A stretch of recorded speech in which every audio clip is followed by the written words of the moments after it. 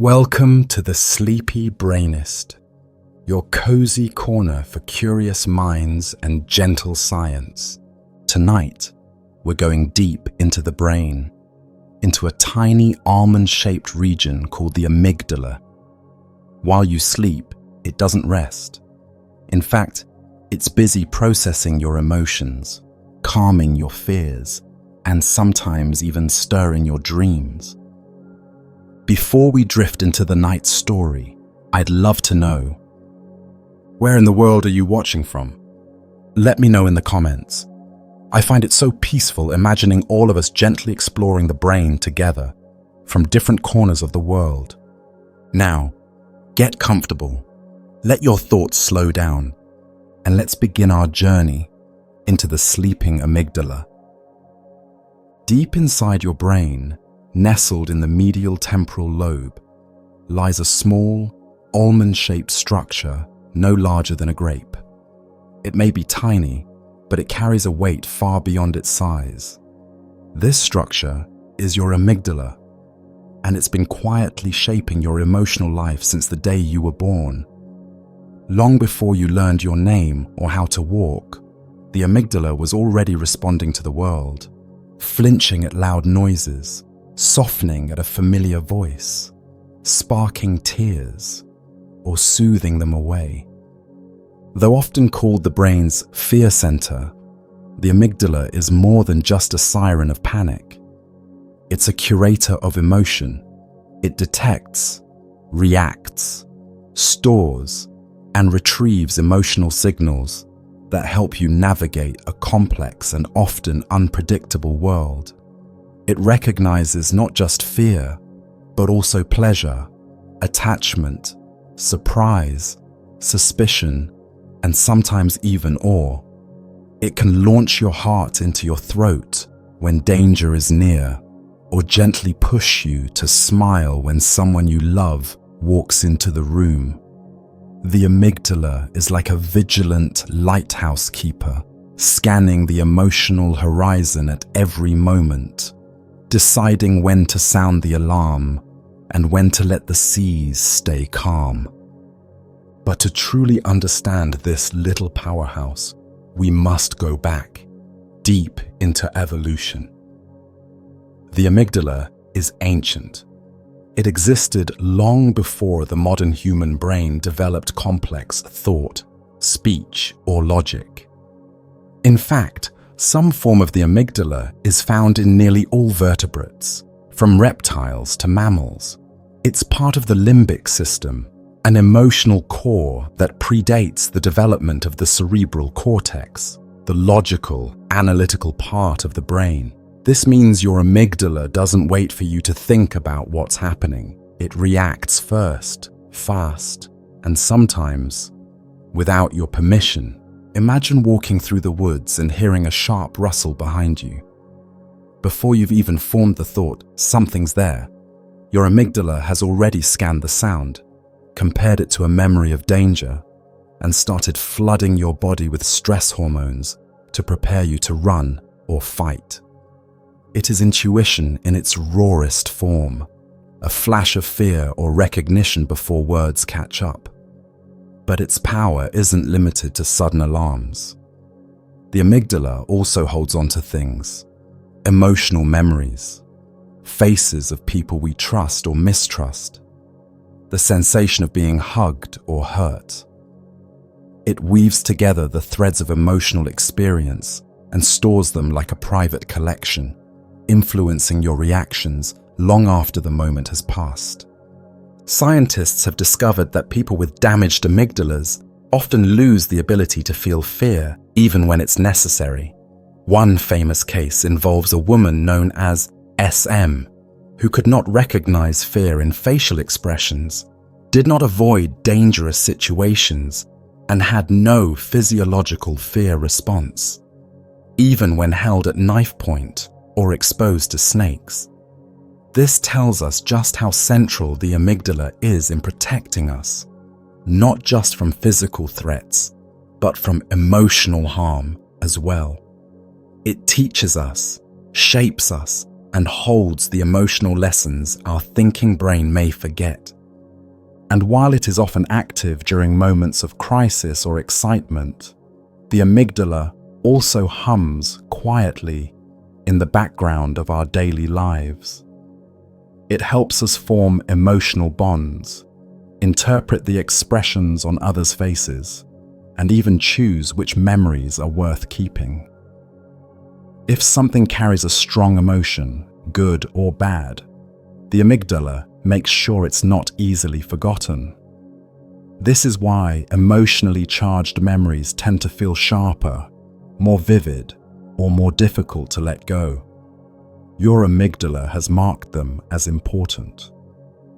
This constant emotional vigilance continues long after the sun goes down. As you settle into sleep, the outer world fades away, but your inner world remains quietly active. The amygdala doesn't shut down. In fact, it may become even more sensitive during certain phases of sleep, especially in the dream-rich stage, known as REM. Here, emotions are replayed, restructured, softened, or intensified, all while your body lies still, unaware. And so, this tiny almond-shaped structure, deep inside your brain, continues its ancient work in the silence of the night. The name amygdala comes from the Greek word amygdal, meaning almond. And when you see it on a brain scan, you'll understand why.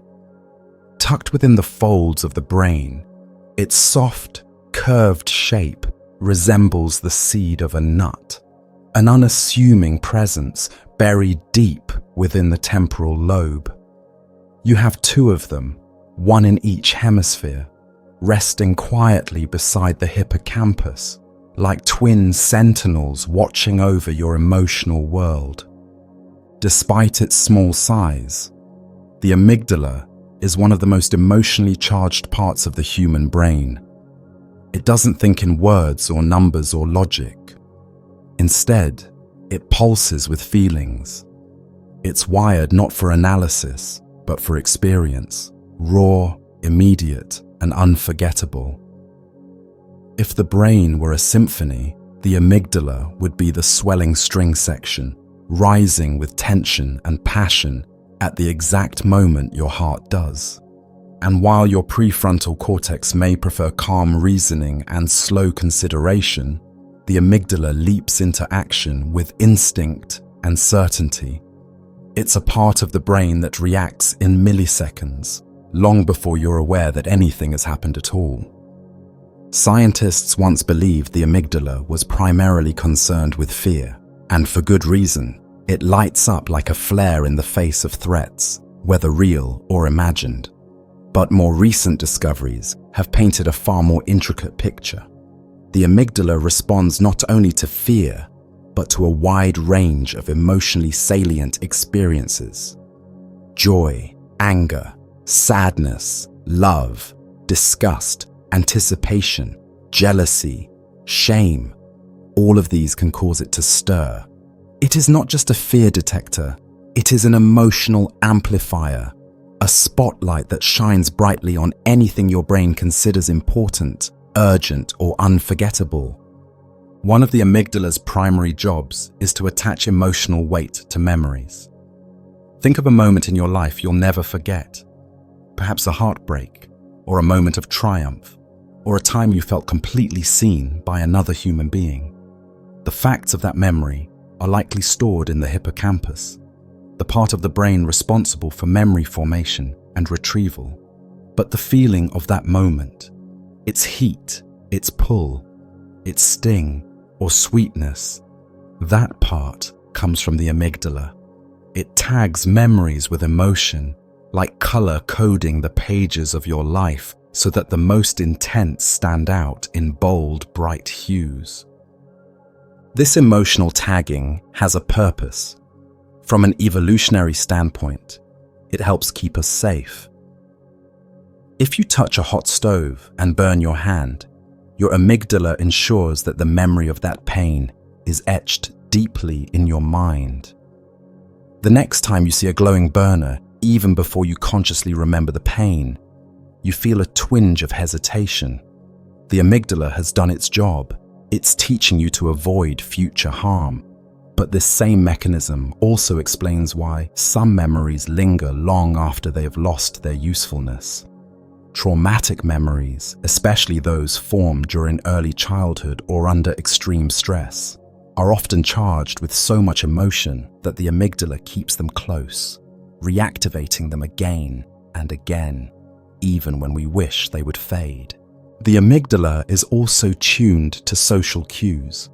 It scans faces, voices, body language, picking up on the subtle hints of anger, friendliness, threat, or affection in others.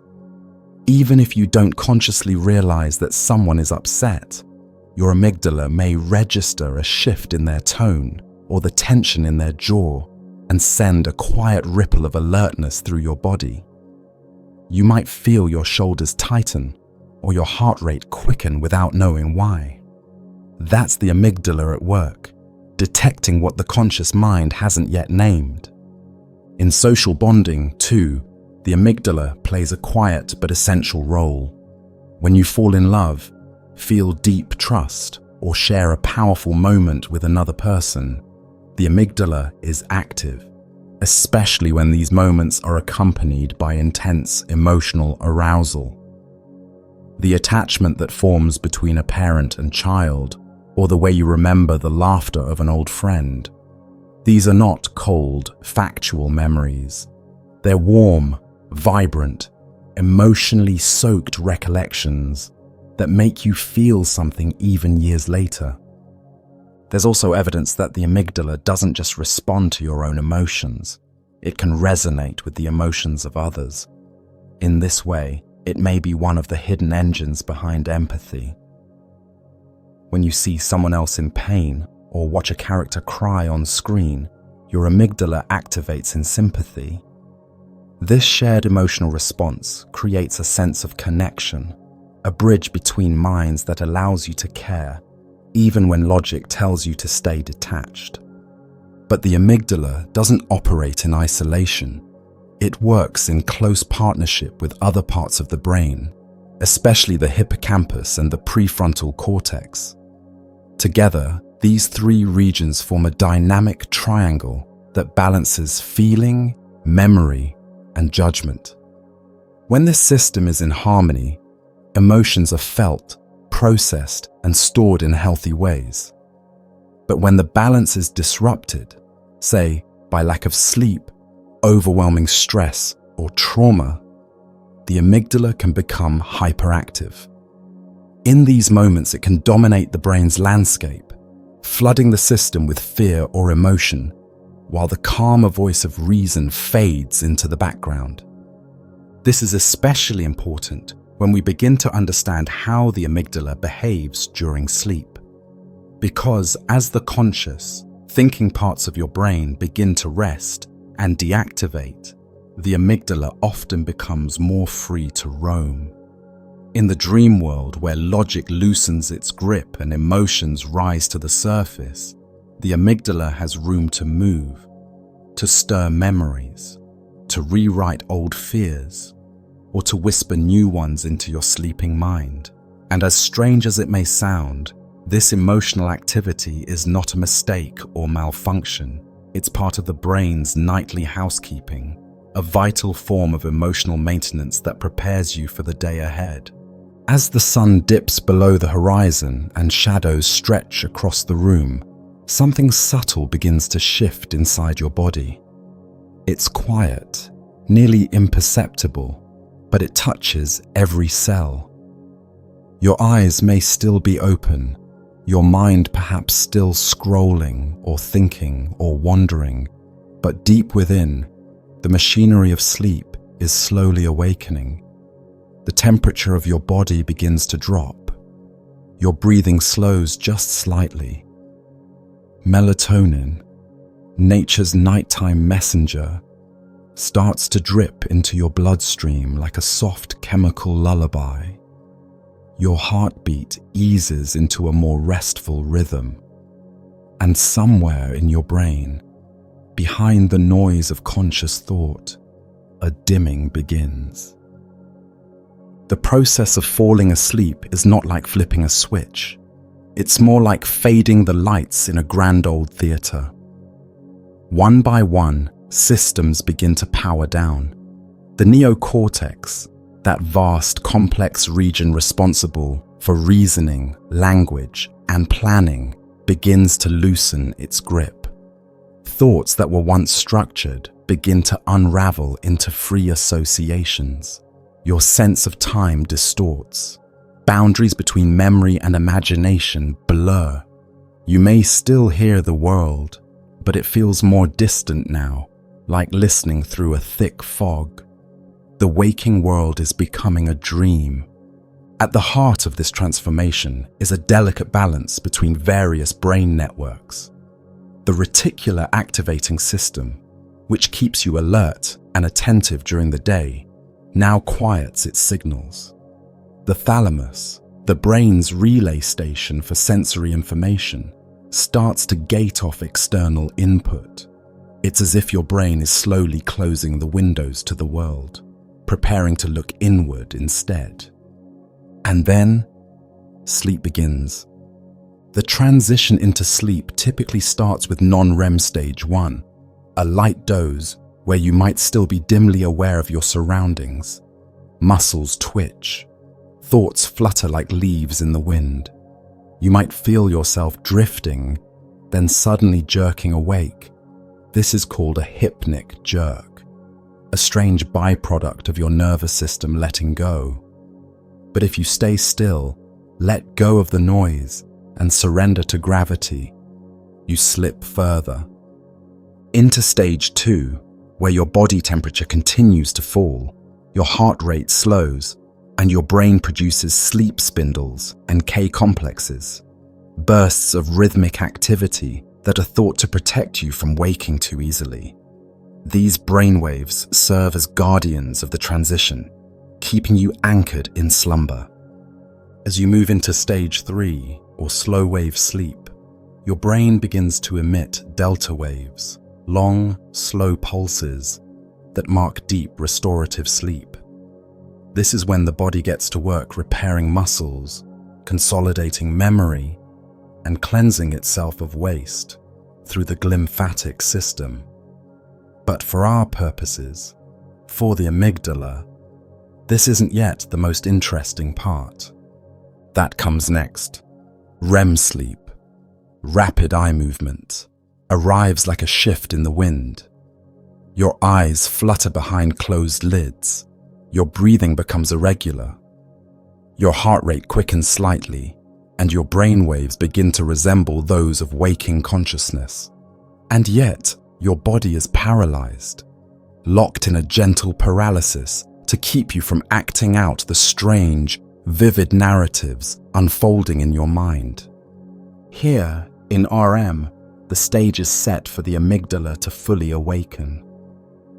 In waking life, the amygdala is constantly bombarded by stimuli, sounds, smells, glances, unexpected movements. It reacts quickly to protect you, but in sleep, the external world falls away. What remains are memories, feelings, and fragments of experience drifting through your subconscious like clouds. And the amygdala begins to sort through them, not logically, not chronologically, but emotionally.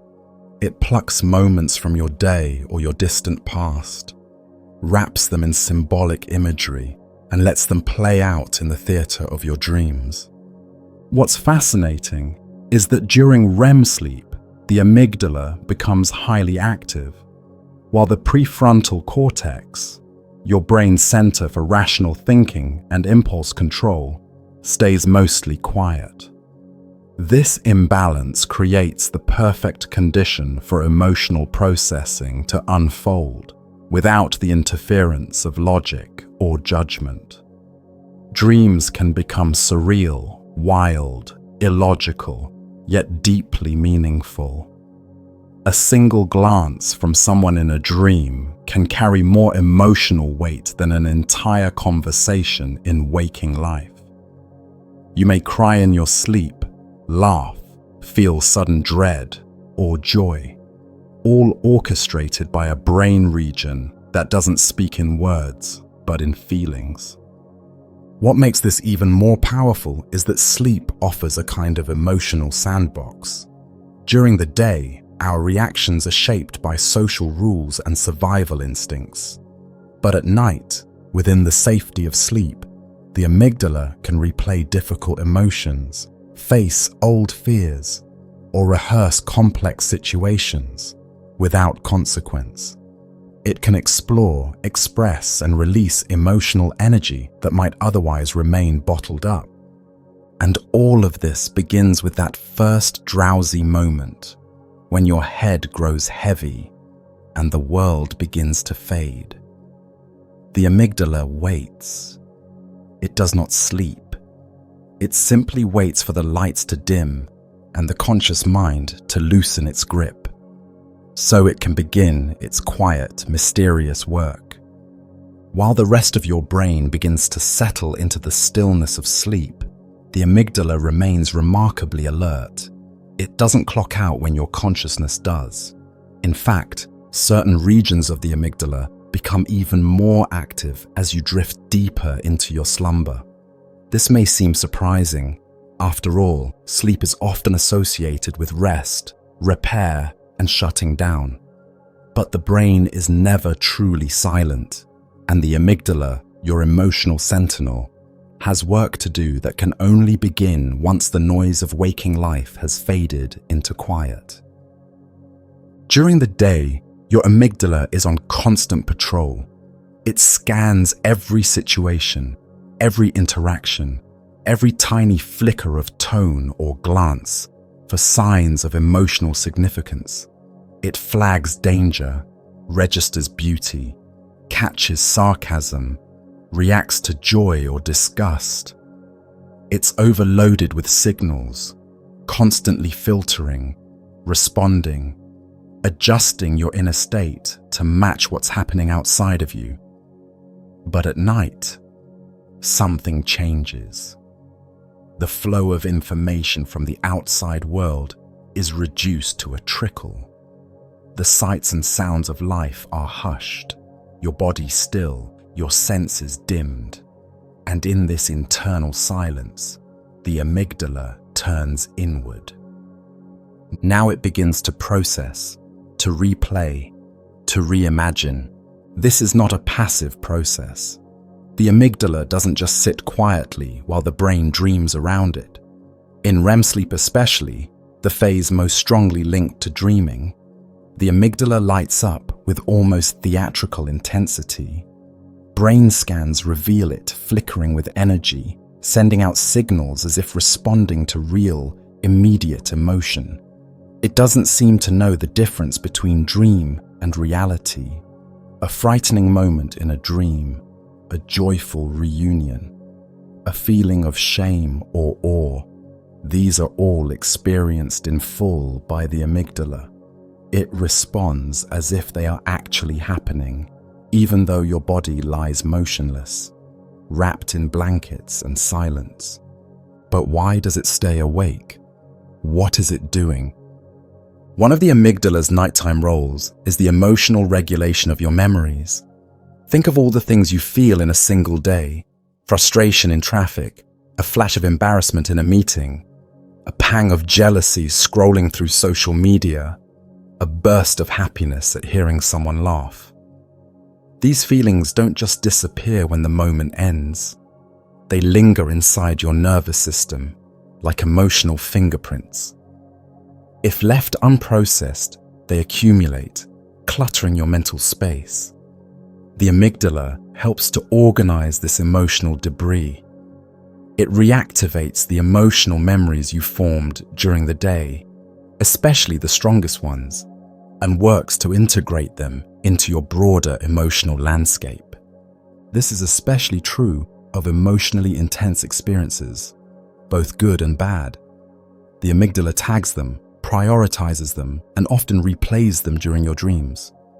It doesn't just archive the memory, it also shapes it by blending the emotional charge with symbolic imagery or alternative outcomes. That's why sometimes a dream can resolve something you didn't even realize was bothering you.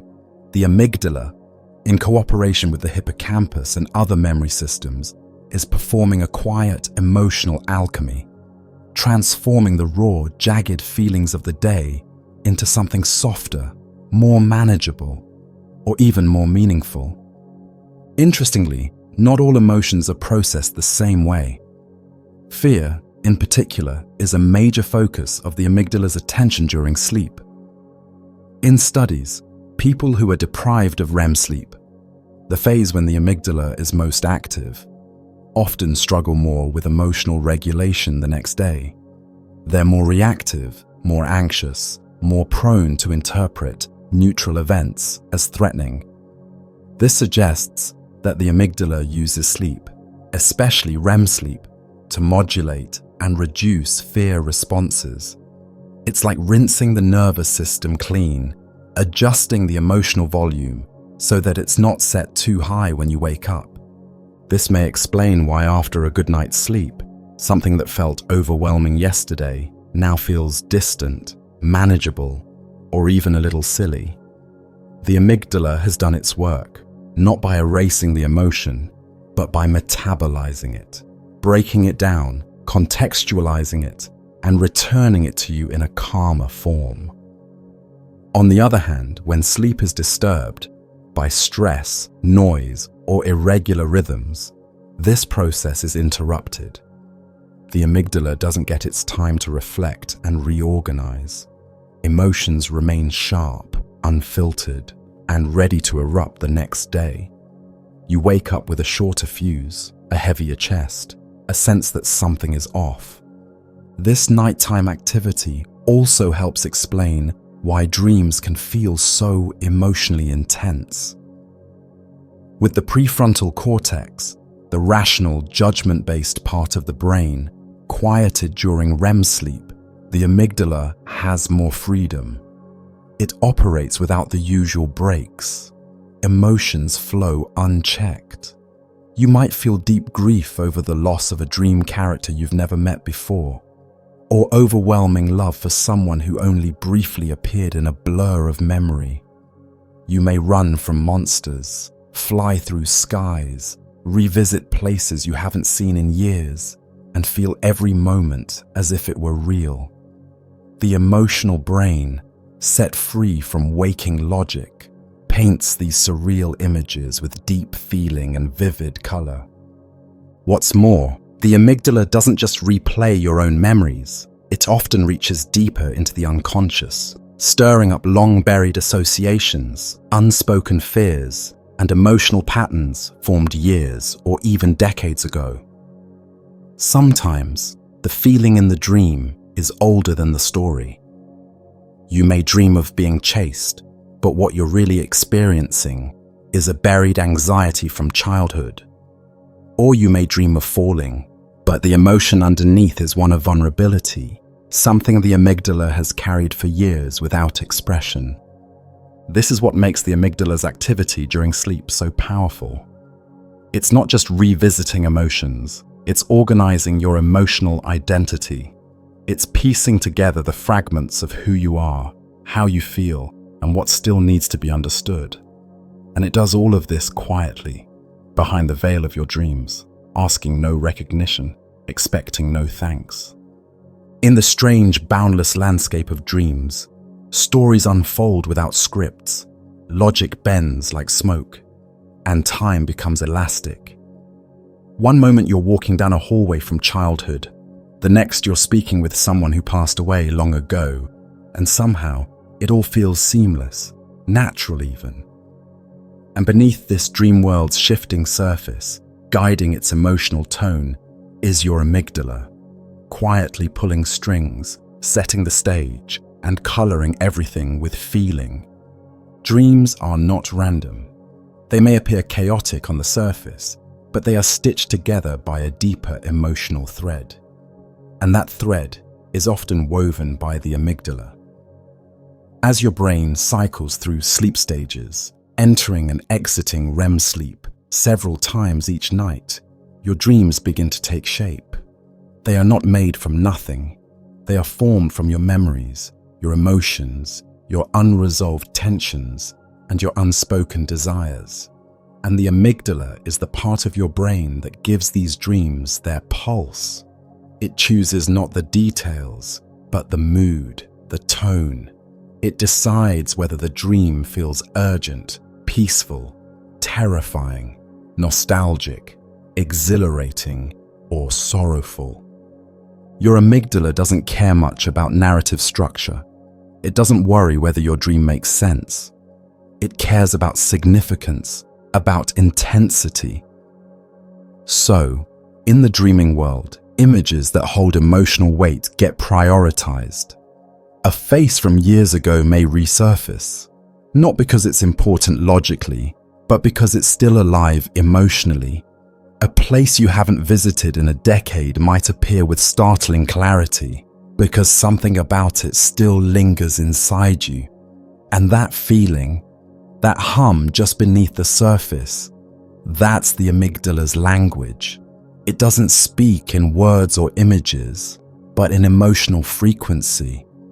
Have you ever woken up from a dream and felt a strange residue, an emotion so strong it lingered long after the details had faded? Maybe it was a sense of sadness, or a powerful relief, or an inexplicable anxiety. That was the mark of your amygdala. Even when the conscious mind forgets the story, the emotional brain remembers how it felt. And that feeling often carries a kind of wisdom. Sometimes it's pointing to something you've ignored. Sometimes it's trying to prepare you for something ahead. Sometimes it's simply letting go of something old. This process is far more sophisticated than it seems. While you sleep, the amygdala works closely with the hippocampus to select fragments from your memory. But rather than replaying them exactly as they happened, your brain reshuffles them, reassembling them into something new. It combines yesterday's argument with a memory from childhood. It places you in a familiar setting, but something is different. It brings up a long-forgotten voice, not for its facts, but for its feel. This emotional remixing isn't random, it's therapeutic. It allows your brain to explore situations from multiple angles, to feel them out in safe, consequence-free scenarios. Let's say you experienced a tense moment earlier in the day. Perhaps you were criticized unfairly, or someone you care about hurt you with their words. You may brush it off while awake, tell yourself it doesn't matter, but your amygdala remembers. It sensed your heart quicken. It noticed the way your muscles tensed. And when night falls, it retrieves that feeling. Maybe you won't dream of the exact moment, but you might dream of being trapped in a similar situation, or of trying to speak but no sound comes out. These dream elements carry emotional signatures, even if the surface details are distorted. The amygdala is particularly active in dreams involving social conflict, fear, and vulnerability. Studies show that nightmares often coincide with heightened amygdala activity, especially when individuals are under stress or recovering from trauma. In these dreams, the emotional brain is almost hyper-aware, replaying fears in heightened, symbolic ways. While this may sound unpleasant, the purpose is not to torment you. It's to process. It's to bring the unspoken to the surface so your brain can make peace with it. Even positive emotions are deeply tied to the amygdala during dreams. A dream of flying, for example, often coincides with feelings of liberation, confidence, or joy. The experience might be fantastical, but the emotion underneath is real. Or you might have a dream in which someone embraces you and you feel safe, seen, and loved. That warmth is not imagined. It is felt in the body, triggered by the amygdala and supported by other emotion-regulating systems like the hypothalamus and nucleus accumbens. What makes this all the more extraordinary is that your amygdala is orchestrating these feelings without the usual input from logic or reason. In waking life, the prefrontal cortex helps you analyze and question your emotions. Was that person really angry at me? Am I overreacting?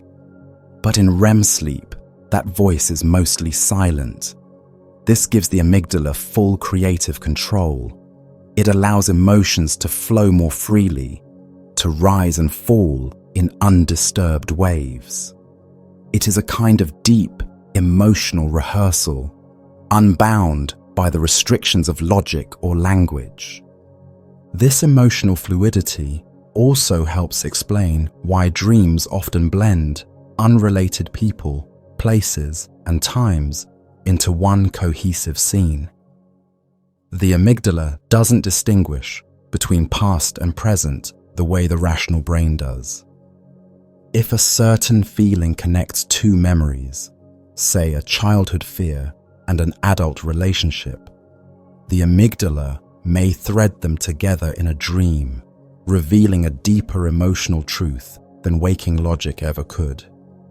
Dreams become emotional puzzles, and while they may not always have clear answers, they ask important questions, questions you may not even know you're holding. And all the while, the amygdala works quietly in the background, not as a narrator, but as a painter, coloring the canvas of your dreams with emotional brushstrokes. One moment, a soft shade of nostalgia. The next, a sharp streak of fear. Then, a warm glow of connection, followed by the chill of isolation. These are the textures of your dreamscape, and they are shaped not by thought, but by feeling, not by intention, but by emotional gravity. Each day, your brain collects fragments of experience, conversations, glances, disappointments, small victories, unexpected kindnesses. Some of these are filed away as facts. Others fade within hours. But those charged with emotion, those that made your heart race, your breath catch, or your stomach drop, are treated differently. They are not simply remembered. They are felt, held within you in a deeper way. And it is your amygdala that decides which memories deserve this kind of lasting imprint. During the day, the amygdala flags emotionally significant moments. It works closely with the hippocampus, the brain's memory librarian, to determine which experiences should be preserved more vividly.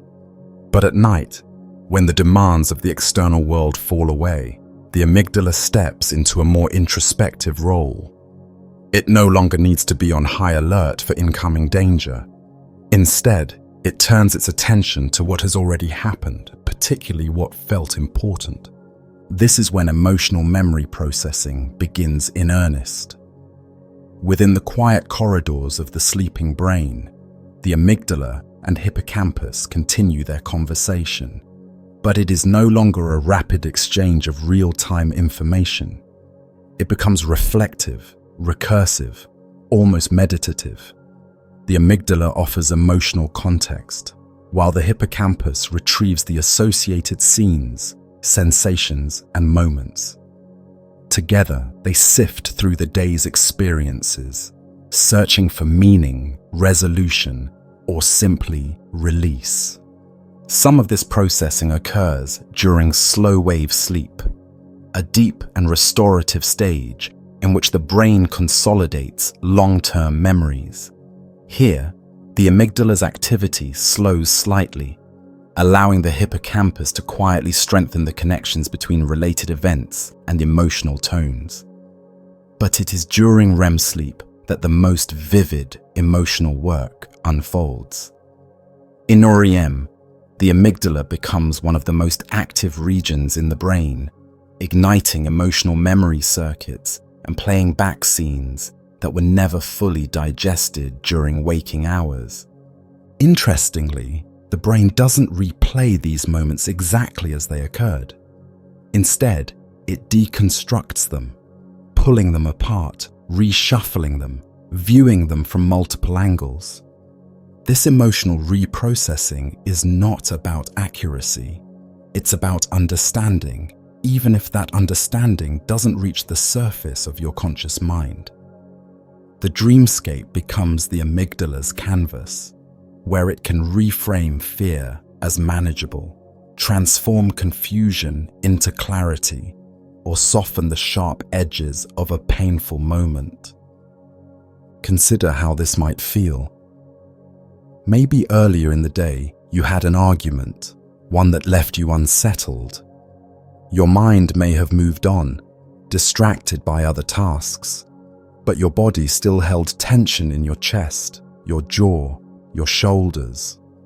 That unresolved emotional charge doesn't simply disappear. The amygdala stores it, holds onto it gently, and waits. Later that night, as you enter REM sleep, the memory returns. Not always as a direct replay, but as a symbolic echo. In your dream, you might find yourself in a different argument, or perhaps trying to speak, but being ignored. The faces may change, the location may be unfamiliar, but the feeling is unmistakably the same. The amygdala has invited that emotion back into the light, not to relive it, but to understand it more fully. And sometimes, this process goes deeper.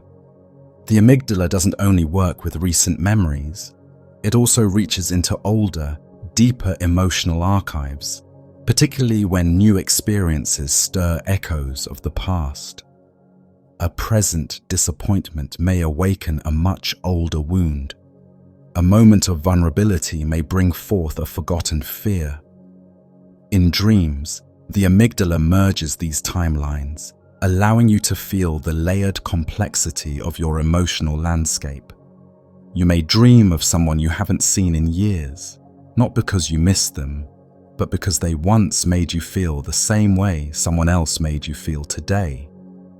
This emotional memory processing is one of the brain's most mysterious and elegant functions. It explains why people often say, "I just need to sleep on it." Something shifts during sleep. Something is digested. You may not wake up with answers, but you often wake up with space, a new perspective, or at least less intensity. This is the amygdala's silent gift, to help you carry your emotional memories not as sharp weapons, but as softened stones worn down by the gentle tides of sleep. In some cases, the amygdala's work during sleep is interrupted, particularly in those with trauma or chronic stress. When the brain perceives that certain memories are too overwhelming, it may avoid replaying them altogether, or it may replay them so vividly and uncontrollably that it results in nightmares, leaving the person feeling even more distressed upon waking. In these moments, the emotional memory system becomes stuck, looping through fear without resolution. This is one of the ways that post-traumatic stress disorder manifests, through disrupted emotional processing in sleep. The amygdala becomes hyperactive, constantly re-triggered, while the prefrontal cortex struggles to reassert emotional order. But under normal circumstances, when sleep is deep, regular, and undisturbed, the amygdala is able to do what it does best: revisit, reevaluate, and restore emotional equilibrium. It selects which memories are stored for long-term access and which can be gently released. It helps determine what matters emotionally and what can be let go. It gives weight to certain experiences, not because they were the loudest, but because they struck something deep within you. And so, night after night, the amygdala tends to your inner life with quiet devotion. It listens to the emotions you didn't have time to feel. It pulls meaning from the mess. It finds patterns confronts fears, and brings old memories into new light. This silent work of emotional integration is happening every time you sleep, guiding your sense of self from the shadows.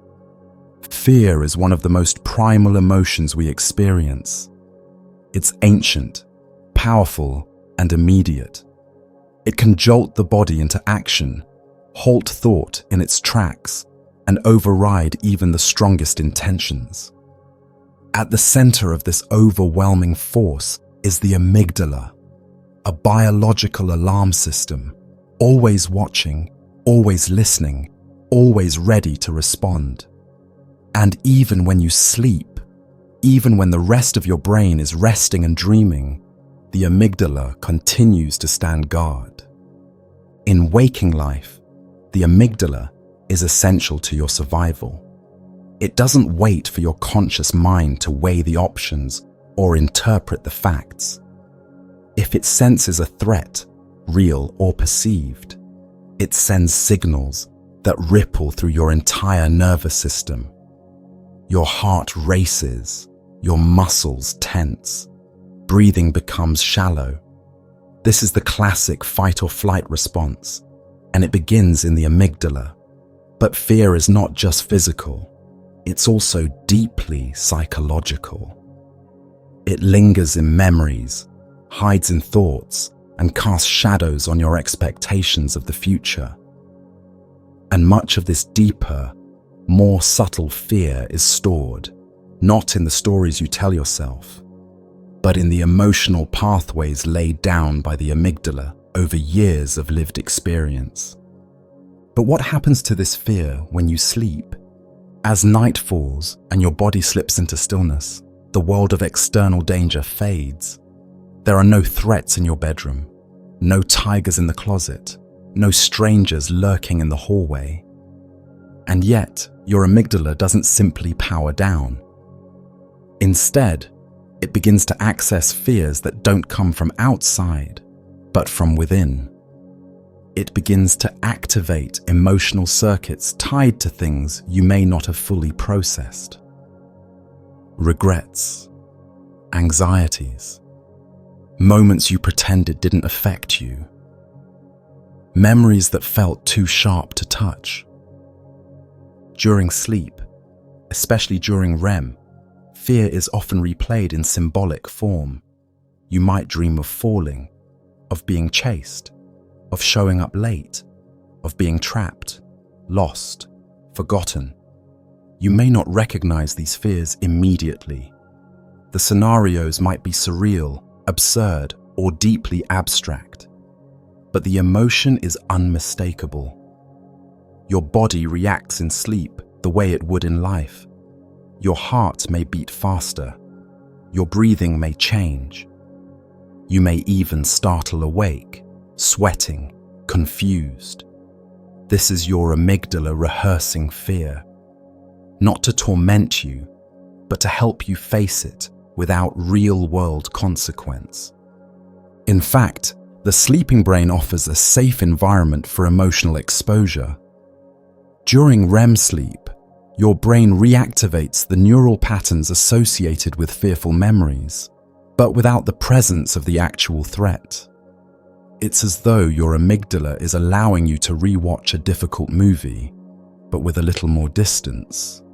This is one of the brain's most powerful tools for emotional regulation. By confronting fear in dreams, you are gradually desensitized to its grip. You feel it, but from a place where you cannot be harmed. And in that protected state, fear begins to lose its sharpness. This is supported by numerous sleep studies. People who experience high levels of REM sleep tend to have better emotional resilience.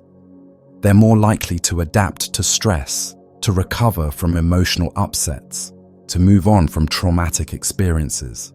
This isn't just psychological, it's neurological. The amygdala, over time, learns to recalibrate. What once felt overwhelming becomes manageable. What once triggered a surge of panic becomes something the mind can hold with curiosity instead of fear. But the process doesn't always work perfectly. Sometimes fear is too deeply rooted. Sometimes the circuits are overloaded. In those who suffer from post-traumatic stress, for instance, the amygdala can become hyperreactive, even during sleep. Nightmares, flashbacks, restless nights, all signs that the emotional brain is stuck in a loop, trying to process something that keeps triggering alarm signals. In these cases, the line between memory and dream blurs, and the person relives their fears in terrifying detail. The emotional brain is trying to resolve the trauma, but without the balance of other brain systems, like the prefrontal cortex. It becomes trapped in its own distress signals. And yet, even here, there is hope. Studies show that therapeutic approaches that improve sleep, especially REM sleep, can help reduce fear-based symptoms. The brain wants to heal. The amygdala wants to reprocess fear and move forward. Sometimes it just needs time, safety, and repetition. When sleep becomes consistent and deep, the amygdala can finally do its work to refile, reframe, and release. Even in more ordinary dreams, fear often appears not as something to be avoided, but as something to be explored. The amygdala offers you a space to encounter your fears from new perspectives. A dream about being chased might eventually shift into one where you stop running. A dream about falling might become one where you learn to land. These transitions are subtle but meaningful. They represent small changes in the way your emotional brain is organizing its relationship with fear. Children experience this particularly vividly. Their dreams are often filled with exaggerated emotions, vivid imagery, and recurring themes of danger or vulnerability. The developing amygdala is still learning what is safe, what is risky, and how to interpret emotional cues. Nightmares in children are not a sign of dysfunction. They are part of the emotional learning process. Even in sleep, the brain is teaching itself how to respond, how to recover, how to differentiate imagined threats from real ones. And as we age, the amygdala continues this quiet training. It never stops adjusting. Even in adulthood, even in the later decades of life, your emotional brain is updating itself based on your experiences, both waking and dreaming. Fear is never fully eliminated. It is part of being alive, but it can be reshaped, softened, integrated. And it is during sleep that much of this reshaping takes place. So, while you lie in your bed at night, unaware of the intricate operations within your skull, your amygdala is not resting. It is gently lifting each emotional thread, examining it, testing your reactions, and offering you opportunities, however strange or surreal, to grow past what once frightened you. It's not just reliving old fears. It's rehearsing new ways to face them. It's building emotional muscles you don't even know you'll need. Of all the stages of sleep, none is quite as mysterious or as emotionally charged as REM sleep. It is here, in the rapid eye movement phase, that the brain becomes almost paradoxical, highly active, yet deeply unconscious. The body is still, but the mind is vivid, fluid, and electric. Your eyes dart beneath closed lids, as if watching invisible scenes play out. Your muscles remain paralyzed, a protective measure to keep you from acting out your dreams. And deep within the folds of your brain, the amygdala glows with activity, fully immersed in a silent, invisible task, emotional healing. REM sleep does not arrive immediately. It emerges only after you've moved through the gentler stages of sleep, the light twilight of stage 1, the rhythmic pulses of stage 2, and the deep, restorative embrace of slow wave sleep. But once REM begins, it marks a transition into a dream state where emotion becomes the main character. Logic takes a back seat, time becomes flexible, and your emotional brain is given the space to untangle what could not be resolved during the day. The amygdala is one of the most active brain regions during REM, while the prefrontal cortex, the center of judgment, reasoning, and self-control, remains mostly quiet. The amygdala comes alive. In this curious reversal, the emotional brain is given control of the theater. It opens doors the waking mind would never approach. It brings forward emotional memories, unresolved tensions, and buried longings. It doesn't care if they make sense. It cares only that they matter. This is why dreams can feel so overwhelming. You may find yourself suddenly crying in a dream, or feeling deep love, or panic, or awe, all with no clear reason. The imagery may be strange, even nonsensical, but the emotions are real. This is the amygdala at work, accessing raw emotional material and letting it unfold in whatever form it needs. It might revisit an argument you had years ago, or amplify a subtle fear you ignored earlier that day. Or it might simply create entirely new scenarios that stir similar emotional tones, allowing your brain to rehearse responses without consequences. REM sleep allows the brain to simulate. It builds emotional models, explores what-if scenarios, and tests how different choices might feel. Not think, but feel. And because the rational mind is mostly offline, the simulation runs without the interference of doubt or censorship. The amygdala gets to paint with bold strokes. It lets the feelings flow as freely as they need to, as if the dream is a kind of emotional weather system, rising, swirling, raining, clearing. But this is more than just dream theater. It serves a biological purpose. Emotional healing during REM sleep is one of the brain's key functions. Studies show that people deprived of REM sleep become more emotionally volatile.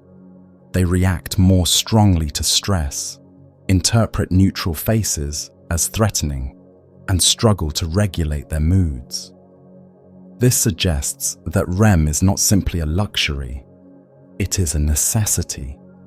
It acts as a nightly therapy session, where the amygdala gets a chance to process the intensity of your waking life in a private, protected space.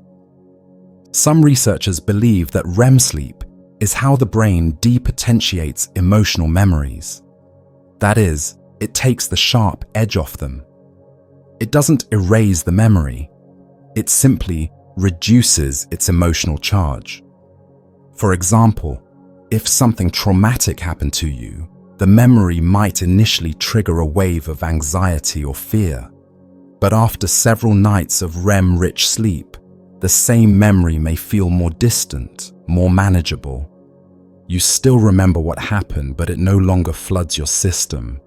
The amygdala has done its work. This process is especially important when it comes to social and relational emotions: shame, guilt, rejection, disappointment.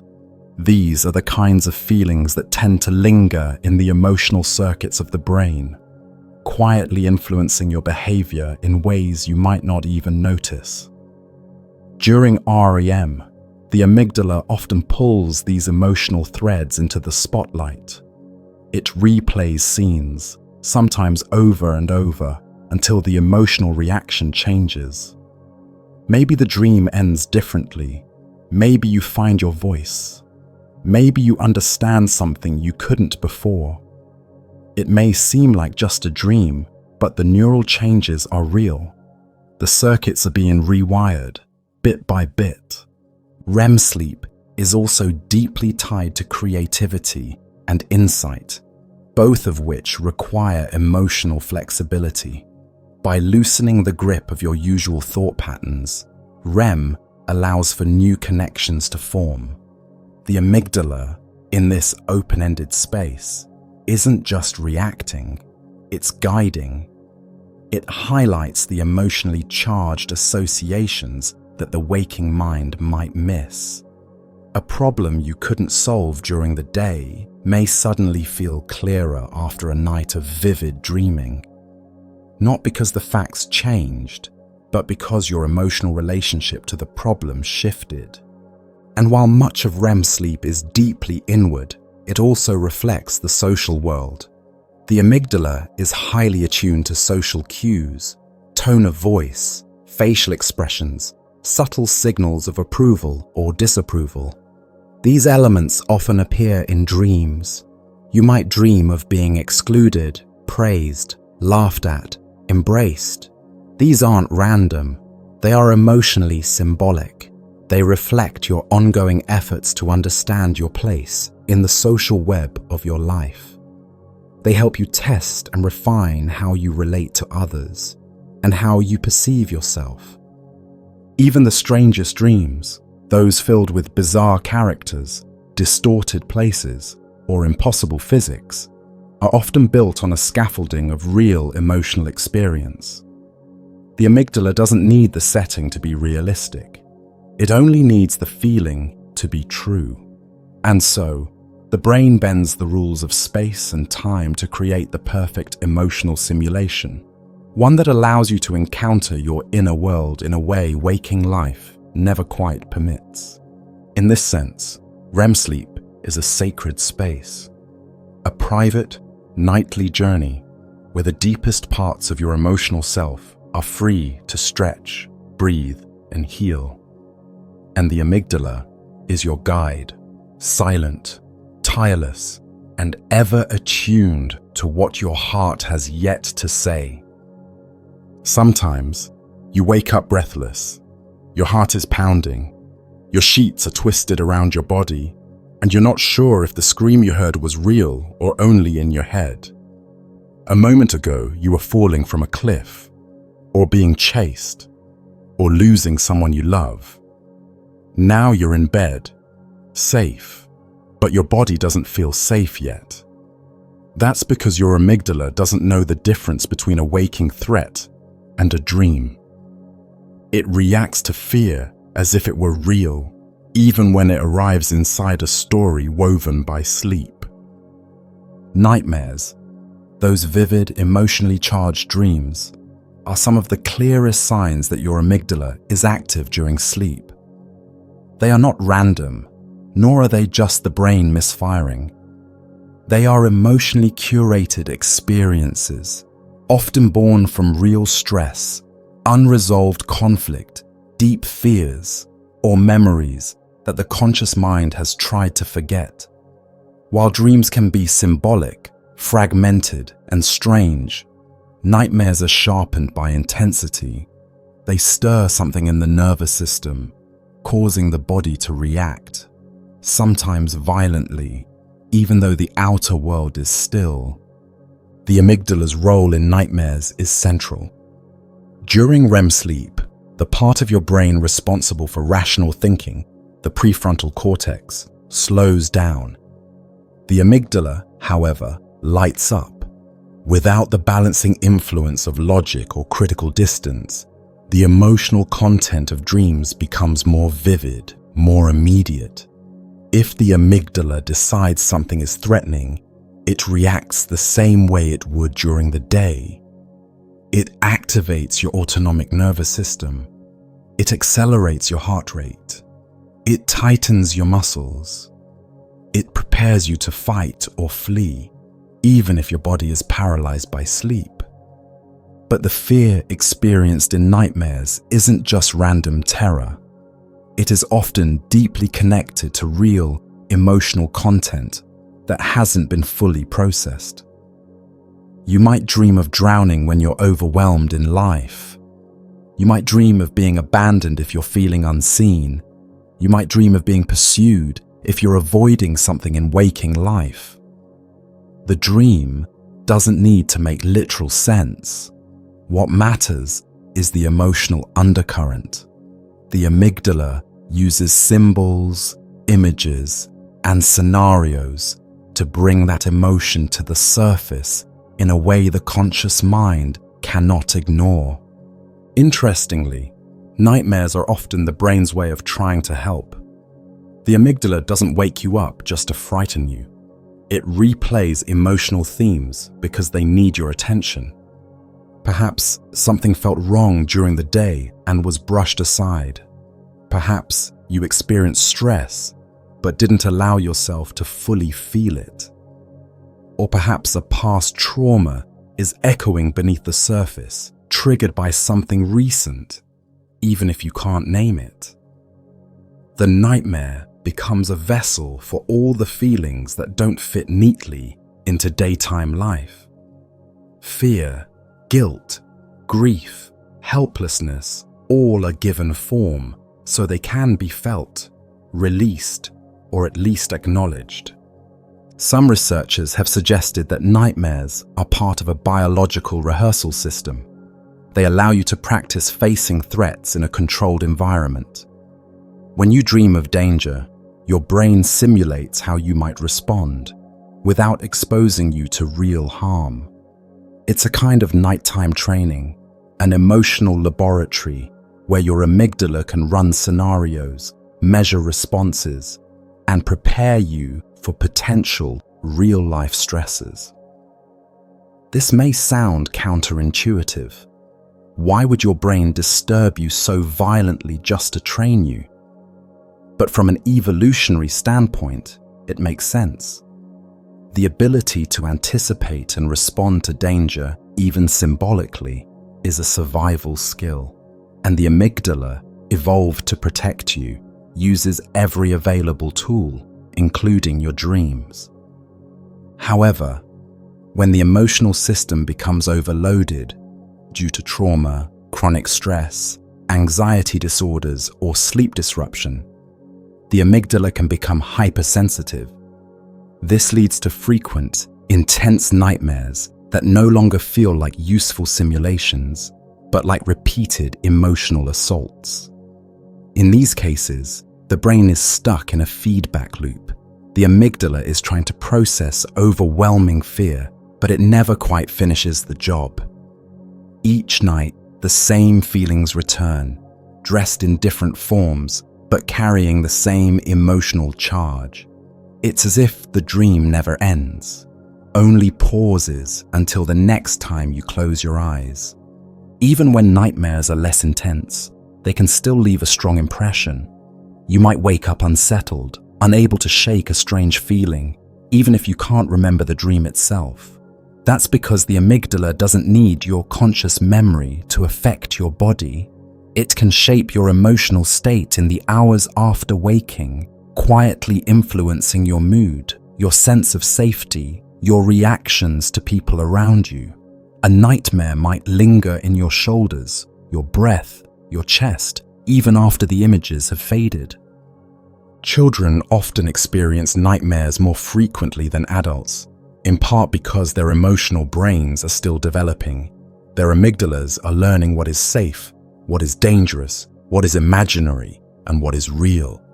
Nightmares are part of that emotional education. They're unsettling, yes, but they're also part of how a child learns to navigate feelings that are too big to name. And even in adulthood, when life becomes overwhelming, our dreams can revert to those same kinds of vivid, exaggerated, emotionally symbolic stories. The amygdala remembers. Still, not all fear-based dreams are negative. Sometimes, the amygdala brings fear to the surface not to scare you, but to help you master it. You might dream of being in danger, only to find unexpected courage within the dream. You might confront something terrifying and emerge unharmed. These kinds of dreams represent growth. They show the brain experimenting with new responses, testing new levels of resilience. They are signs that emotional integration is happening, that the amygdala is not only replaying fear, but transforming it. And even in the most distressing nightmares, something important is happening. You are facing emotional truths that the conscious mind often avoids. The amygdala is not cruel, it is loyal. It wants you to heal, even if the path is difficult. It brings fear to the surface, not to punish you, but to help you carry it, reshape it, and eventually, perhaps gradually, let it go. Each night as you drift into sleep, your body falls into stillness, your senses begin to quiet, and your conscious thoughts dissolve like mist. But your brain, and particularly your amygdala, remains anything but still. It continues to pulse and hum with activity, not merely reacting to the past, but also preparing you for the future. And one of the most fascinating roles it takes on during sleep is as an emotional teacher, a kind of silent instructor, guiding you through lessons that your waking self may not be ready to face directly. Throughout the day, you gather emotional impressions. They come from everywhere. People's reactions to you, the tone of a text message, the way someone looked at you, something unspoken that lingered in a room. Some of these impressions are easy to explain. Others are more mysterious, stored not in words, but in sensations. You may feel something without knowing exactly why. A tension, a sadness, a subtle sense of rejection or unease. These are the moments that often go unprocessed during the waking hours, pushed aside by the pace and structure of daily life. When sleep arrives, particularly REM sleep, these fragments are gathered up. The hippocampus pulls in the memories.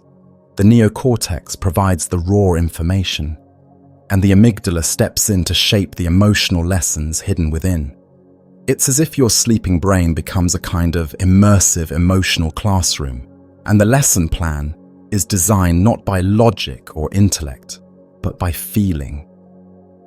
Here, the amygdala acts as a guide, pulling forward situations that need attention, not because they are the most important by any external measure, but because they are the most felt.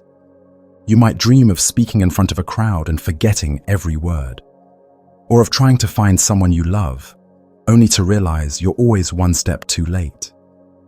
You might face moments of humiliation, confrontation, or silence. But within these scenarios lies a profound emotional logic. These dreams are not just random narratives, they are simulations, carefully structured exercises that allow your brain to explore how it feels to be in those moments, and more importantly, how you might react if they were to happen in real life. This is the amygdala's version of rehearsal. It replays emotional scenarios, both real and imagined, not to dwell on them, but to refine your emotional responses. What if you had stood up for yourself? What if you had said what you really meant? What if you had stayed calm instead of running away? The dream doesn't give you direct answers, but it lets you feel through the options. And in doing so, your brain begins to adjust its emotional responses, preparing you to handle similar situations with more grace or courage when they arise again. This process is especially important in navigating complex emotions, those that involve shame, self-doubt, vulnerability, or uncertainty. These emotions are often layered, difficult to confront head-on. But in dreams, where the rules of reality bend, the emotional brain is free to explore these depths in symbolic form. A crumbling staircase might represent a fear of losing control. A faceless crowd might reflect a fear of judgment. A locked door might symbolize something within yourself you're not ready to open. The amygdala doesn't require you to understand these symbols intellectually. It simply wants you to feel them, to move through them, and to integrate what you can. Learning during sleep also extends to your relationships with others. The amygdala stores not just emotions, but emotional patterns. How you respond to affection, to conflict, to praise or criticism. These patterns are replayed and reshaped in your dreams. You may find yourself reliving a conversation, but this time you speak differently. You may be confronted by someone from your past, and this time you don't run. Or you may receive forgiveness in a dream that you never got in waking life. These imagined scenarios can have real effects. The emotional resolution found in dreams can ripple into your waking behavior, softening your responses, opening new possibilities, allowing healing to begin in places where the conscious mind got stuck. What's remarkable is that this emotional learning happens without your conscious involvement. You don't need to make a decision. You don't need to write anything down or have an aha moment. The amygdala works quietly, behind the curtain, adjusting your inner landscape while you sleep. And when you wake up, you may simply feel different, calmer, stronger, more prepared. You may not remember the dream, but you carry its emotional imprint. You've practiced something in the safety of sleep that you might need in waking life. This kind of emotional rehearsal is particularly helpful for developing what psychologists call affect regulation, the ability to manage your emotional reactions. It's not about suppressing emotions, but about refining your responses so that they serve you rather than overwhelm you. Someone who becomes easily frustrated during the day might, over time, find their temper softening after a series of emotionally rich dreams. Someone who avoids confrontation might begin to feel more confident speaking their truth. These subtle changes are the result of the amygdala learning through repetition, exposing the brain to difficult emotions over and over in safe, symbolic ways until new patterns take hold. And even more than preparing you for emotional challenges, sleep allows the amygdala to explore emotional possibilities. You don't only rehearse negative outcomes.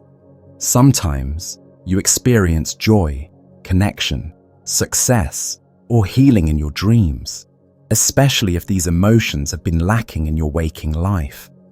You may dream of being loved deeply or of laughing with people who understand you. You may have moments of triumph, reunion, or clarity. These dreams are not false hope. They are emotional blueprints. The amygdala is showing you what's possible, what your nervous system is capable of feeling again.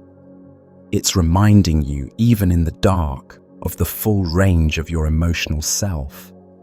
And so, each night, while you sleep, the amygdala teaches. It doesn't lecture. It doesn't explain.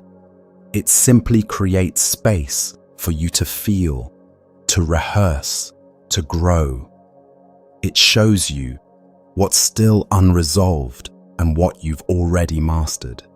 It gives you glimpses of the emotional future you are building, one dream at a time. In the delicate balance of your emotional life, two forces quietly shape your inner world. The amygdala, with its quick, instinctive responses to emotion, and the prefrontal cortex, with its calm, measured logic and reasoning. They are like two voices in your mind, one whispering in the language of feeling, the other in the language of thought. During the day, these two systems work together to help you navigate the complexities of life. But at night, especially during REM sleep, something remarkable happens. The amygdala keeps speaking, but the prefrontal cortex largely goes silent. This shift is one of the most fascinating and telling features of sleep.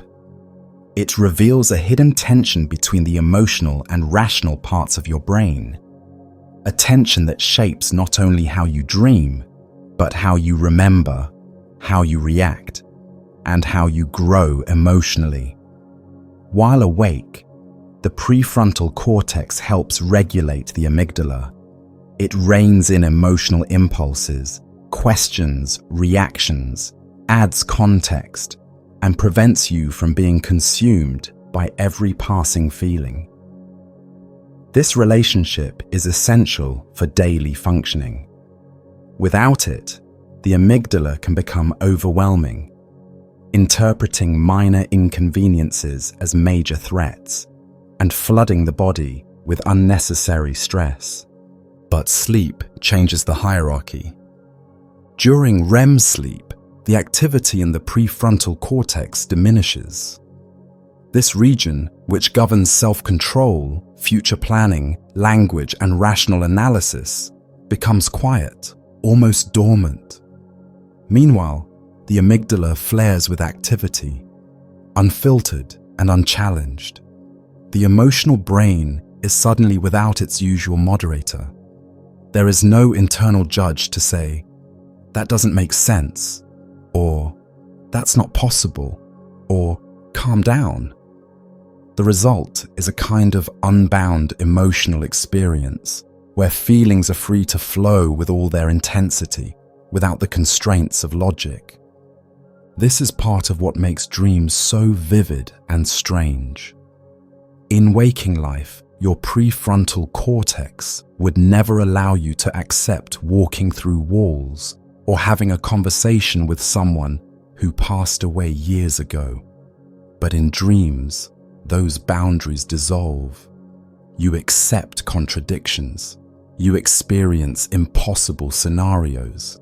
And most importantly, you feel without needing to explain why. This freedom allows the amygdala to explore emotional terrain that might be too uncomfortable, too complex, or too repressed for the waking mind. The absence of prefrontal regulation also helps explain why dreams can be so emotionally overwhelming. You might feel enormous fear, sadness, love, or longing, all magnified by the lack of rational balance. You may wake up from a dream with tears on your cheeks or a pounding heart, even though nothing dangerous ever truly happened. That's the amygdala, speaking directly, without translation, and in this way, dreams become raw expressions of your emotional truth, what you may not say aloud, or even admit to yourself during the day. But this unfiltered emotional activity isn't chaotic. It has a purpose. By loosening the grip of the prefrontal cortex, the brain gives the amygdala the space to reprocess difficult emotions in a more fluid, symbolic way. It allows you to revisit emotional memories, to re-experience them without the constraints of waking thought. This is critical for emotional healing. Sometimes, the rational mind resists healing because it clings to stories. It wasn't that bad. I should be over it. I don't want to think about it anymore. But the amygdala remembers what the body felt. It stores the emotional residue, and it knows when something remains unresolved. When the logical mind goes offline in sleep, the emotional brain steps forward and says, "Now that no one's watching, let's look at this again." Not to relive it, but to reframe it. To give you a chance to process what couldn't be processed in the light of day. Still, this imbalance has its risks. If the amygdala becomes too active during REM, without the calming influence of the prefrontal cortex, it can lead to intense nightmares or restless sleep. People with anxiety, trauma, or chronic stress often experience this imbalance acutely. Their dreams may be flooded with fear or helplessness because the amygdala is in overdrive and the rational brain can't step in to regulate. Over time, this can create a cycle of disturbed sleep and increased daytime emotional reactivity. The less sleep you get, the less the prefrontal cortex can support the amygdala during the day, and the more out of balance your system becomes. Yet under healthy conditions, This nightly shifting of power is part of the brain's design. It gives your emotional self a space to breathe and move without being constantly analyzed or corrected. Just as children need unstructured play to develop, the emotional brain needs unstructured time to explore. During REM, your brain creates a space where feelings are allowed to rise and fall without judgment.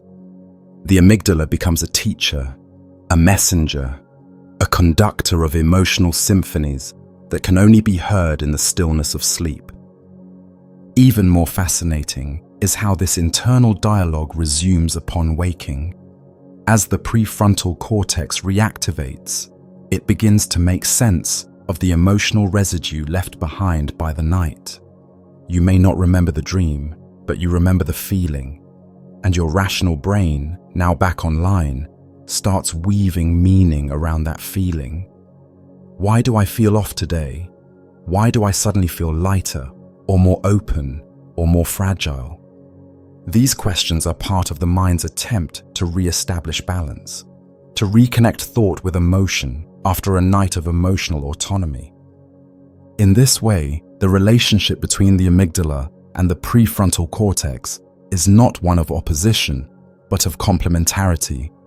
Each has its own wisdom. One speaks the language of instincts, the other the language of reason. During the day, they work together to help you survive and connect and grow. During the night, they take turns, one resting while the other explores. It's a partnership that spans every hour of your life, quietly shaping your inner landscape and helping you become not just more aware, but more whole. Trauma is not just something that happens to the body or the mind. It is something that becomes embedded in the nervous system.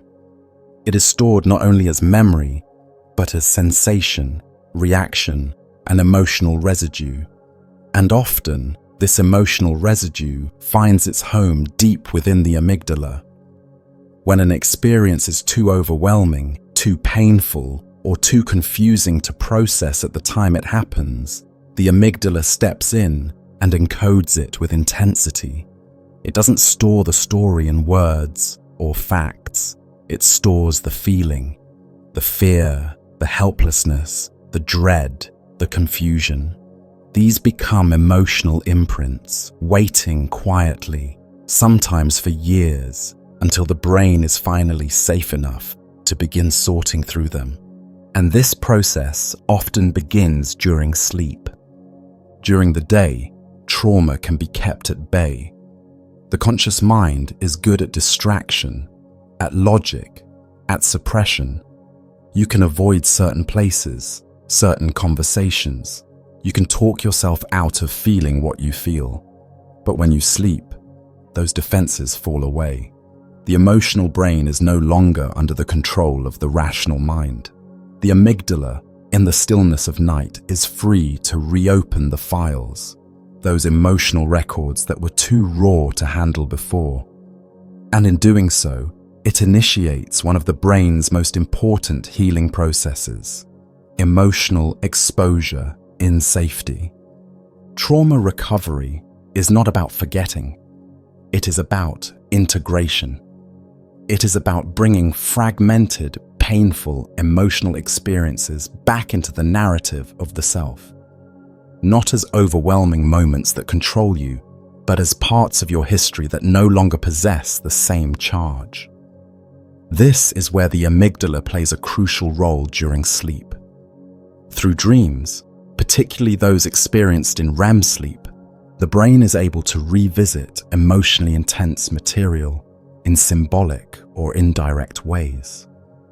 The dream might not be a replay of the event itself. In fact, it rarely is. Instead, it might contain themes, feelings, or sensations that reflect the original trauma, an atmosphere of fear, a sense of being trapped, or a helplessness that mirrors the past. These dream scenarios, however distressing, offer a kind of emotional rehearsal. They allow the amygdala to reprocess fear or grief in a new setting, one where the body is still, the world is quiet, and no real danger is present. This is one reason why people who are healing from trauma often have vivid, emotionally charged dreams. The brain is working overtime to make sense of what happened, to desensitize itself to the emotional intensity, and to move those memories from raw survival reactions into a more manageable, integrated form. Interestingly, the hippocampus, the region responsible for forming coherent, contextual memories, often shows reduced activity during trauma. This is why traumatic memories can feel fragmented or disjointed, like emotional snapshots without a clear timeline. But during sleep, particularly when the amygdala is active, these fragments can begin to reconnect. The emotional content of the memory is reactivated, and the hippocampus, if allowed, begins to reweave the pieces into a story. A terrifying flashback may, over time, become something more narrative, something that the self can place within a broader context. This happened to me, but it is not me. I survived it. I am more than it. The process isn't always smooth. Sometimes the reactivation of trauma during sleep leads to nightmares or restless nights. These dreams may feel too intense, too real, as if the event is happening all over again. But even these painful dreams have a purpose. The amygdala is not punishing you. It is attempting to unstick the emotional weight from the past. It is revisiting the fear not to re-traumatize you, but to give your brain another chance to process it, with the hope that next time you will wake up a little less burdened. Research shows that individuals who experience consistent deep REM sleep are more likely to recover from trauma over time. This is because REM sleep gives the emotional brain the stage it needs. It is where the emotional tone of memories is adjusted, where intensity is gradually reduced, and where new emotional associations can be formed. It's not uncommon for someone to dream of a traumatic event many times, at first with terror, later with distance, and eventually, perhaps, with acceptance. The dream evolves as the brain heals. The amygdala changes its response as it learns that the threat is no longer present. Another important aspect of trauma recovery through sleep is the way in which the amygdala interacts with symbolic content. Trauma does not always speak in clear language. The emotional brain prefers metaphor, sensation, and imagery. A dream about being underwater, for example, might not be about drowning. It might be about feeling overwhelmed. A dream about a locked door may not be about physical entrapment. It may reflect an internal part of you that has been shut away since the trauma. These symbolic dreams are powerful because they allow the brain to engage with trauma at an emotional level without re-traumatizing the individual.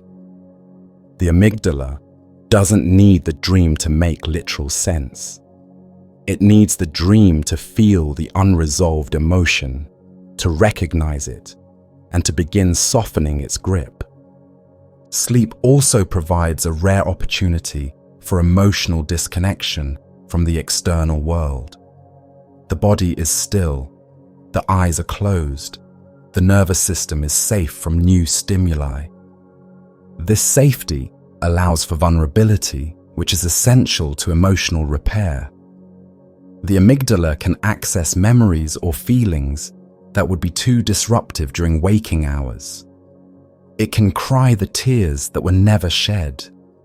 It can feel the anger that was suppressed. It can grieve what was lost without the pressure of needing to explain or justify it. This quiet nightly work of healing is deeply personal. and it happens whether or not you remember your dreams. The long-term effects of this process are subtle but powerful.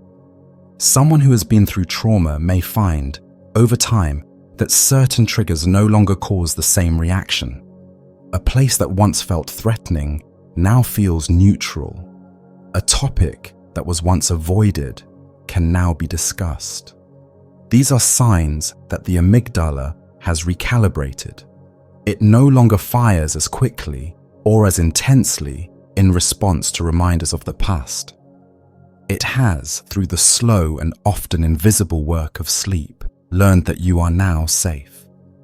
The journey of trauma recovery is rarely linear.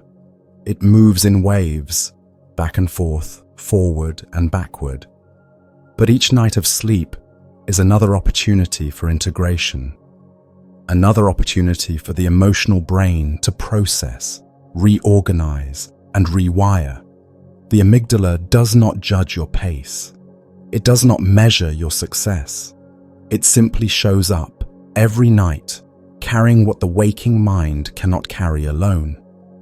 And in the dark, it begins again, quietly piecing together the fragments, dream by dream, until wholeness becomes possible. Inside your brain, a vast network of chemical messengers carries out the hidden operations of thought, emotion, and memory. These messengers, called neurotransmitters, are not loud or dramatic. They don't speak in words or images. Instead, they shape your inner experience like wind shapes the surface of water, invisibly but profoundly. And when you fall asleep, this chemical symphony doesn't stop. It simply changes its rhythm, adjusting the balance of each neurotransmitter depending on the phase of sleep you enter. The amygdala, always sensitive to emotional tones, responds to these shifts in a very specific way. It listens not just to memory, but to the chemical atmosphere that memory swims in. Among the many neurotransmitters influencing the emotional brain during sleep, two in particular stand out: norepinephrine and serotonin. During waking hours, these chemicals help regulate alertness, stress responses, mood stability, and emotional control. But during REM sleep, the phase in which the amygdala becomes highly active, both of these neurotransmitters are significantly reduced. This sudden drop creates a neurochemical environment unlike any found in the waking brain. And in this altered state, the amygdala operates without its usual constraints. The reduction of norepinephrine in particular is key. Norepinephrine is often associated with the brain's stress system. It heightens awareness, sharpens responses, and prepares the body to deal with potential threats. When you're frightened or under pressure, norepinephrine floods the brain, lighting up the amygdala and priming your nervous system for action. But during REM sleep, norepinephrine levels fall dramatically, almost to zero. This is unusual because, outside of sleep, such a drop would leave you feeling dull or emotionally flat. Yet within REM, the result is quite different. Without the surge of this stress-related chemical, the amygdala is free to react to emotionally charged material without triggering a full stress response. It's like watching a fire from behind glass. You can feel the heat, but you're not in danger of being burned. This neurochemical silence creates a paradoxical state. The amygdala is activated, emotional memories are reawakened, but the accompanying fear response is muted. The brain is able to explore fear in a way that is emotionally potent, but physically safe. This allows for emotional reprocessing. The same memory that caused anxiety or panic in waking life can now be revisited under different chemical conditions. Without norepinephrine shouting alarms, the amygdala can begin to reframe the experience, see it from new angles, or even detach it from the overwhelming stress it once carried. This process is deeply therapeutic, especially for individuals recovering from emotional trauma. Over time, dreams can change. They may become less frightening, less chaotic. The same themes may arise again and again, but with slightly altered endings, where once you were helpless, now you are escaping. Where once you were afraid, now you are observing. These changes are not random. They are a result of the amygdala adjusting its internal associations with the emotional memory, supported by the altered chemistry of the dreaming brain. Serotonin, too, plays a curious role. Though it is well known for regulating mood, it fluctuates across different sleep stages. Like norepinephrine, serotonin drops significantly during REM sleep. And this is important because serotonin helps the brain filter and suppress irrelevant or disruptive information. Its absence during REM may actually allow for more associative freedom in dreams, enabling the amygdala to explore emotional themes without restriction. Feelings, faces, images, and sounds flow freely, untethered by rational filters. While this may create strange and unpredictable dreams, it also offers the brain a wide palette of emotional material to work with. The temporary reduction of these neurotransmitters doesn't mean the brain is shutting down. On the contrary, the dream state is one of the most metabolically active phases in the entire sleep cycle.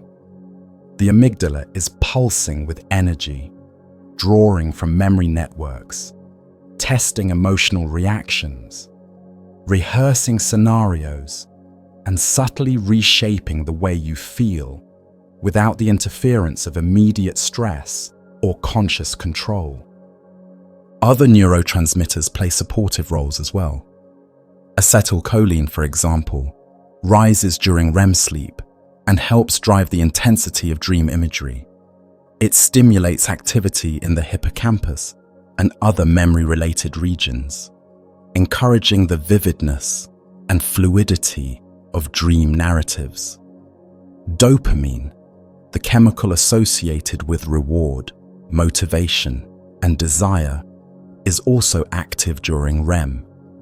This may help explain why some dreams feel charged with longing or excitement, even if they don't make sense logically. The emotional flavor of dreams is not just shaped by memory, it's shaped by the chemical soup in which the brain is floating.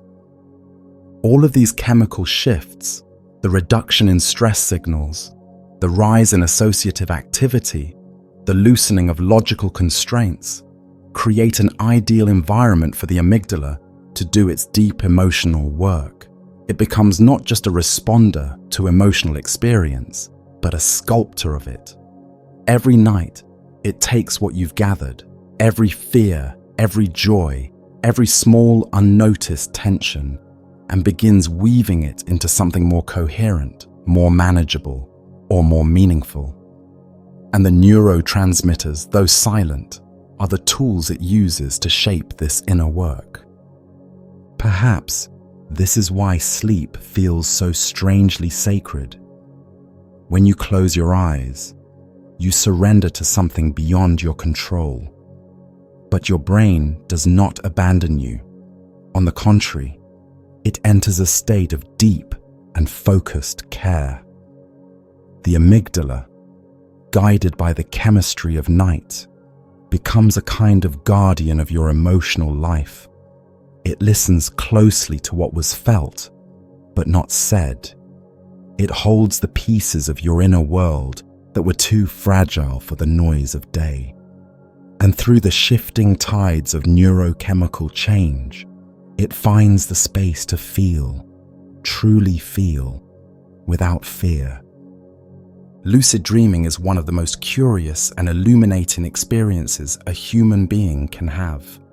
It is the moment within sleep when a dreamer becomes aware that they are dreaming, and with that awareness, a new dimension of consciousness opens. Suddenly, you are not just inside the dream. You are aware of it, observing it, even shaping it. You may be flying above cities, walking through imagined landscapes, or speaking to people who no longer exist in waking life. But you know, somewhere deep in your mind, that it's all a dream. And in this rare state of lucid clarity, something fascinating happens to the brain. The emotional and logical centers begin to talk to each other again, bridging the gap that normally separates them during sleep. And at the center of this bridge stands the amygdala. In a typical REM dream, the amygdala is highly active, while the prefrontal cortex, the rational decision-making part of the brain, remains mostly quiet. This creates the rich, emotional, and often illogical landscapes of ordinary dreams. But in a lucid dream, research shows that certain regions of the prefrontal cortex begin to wake up again. They flicker back online, returning self-awareness, memory, and a sense of agency to the dreaming mind. You now remember who you are. You recognize the strangeness of the dream, and in some cases, you can even direct what happens next. This is not a switch from dreaming to waking. It is a blending of both states. And the amygdala, still active and emotionally engaged, becomes your guide through a landscape that is both deeply felt and consciously understood. This rare neurological condition gives scientists a unique opportunity to study how emotion and awareness interact during sleep. In the lucid state, the amygdala does not retreat. It remains engaged. You still feel, still react, still experience emotions as if they were real. But now you also have the opportunity to observe those emotions from a slight distance. You can ask questions. You can notice patterns. You can even comfort yourself within the dream. In this way, lucid dreams offer a kind of inner dialogue between feeling and understanding. The amygdala continues to generate emotional content, while the conscious mind becomes capable of reflecting on that content in real time. For people who suffer from recurring nightmares or emotionally charged dreams, lucid dreaming can become a powerful tool. When you become lucid within a fearful dream, you gain the ability to reframe the experience. You can choose not to run. You can ask the monster what it represents. You can fly above the danger or dissolve the scene entirely. The amygdala may still respond with emotional intensity, but your conscious awareness now allows you to meet that intensity with compassion, curiosity, or even creativity. You are no longer just a passenger in the dream. You become an active participant in your own emotional healing. The amygdala's involvement in lucid dreaming is not limited to fear.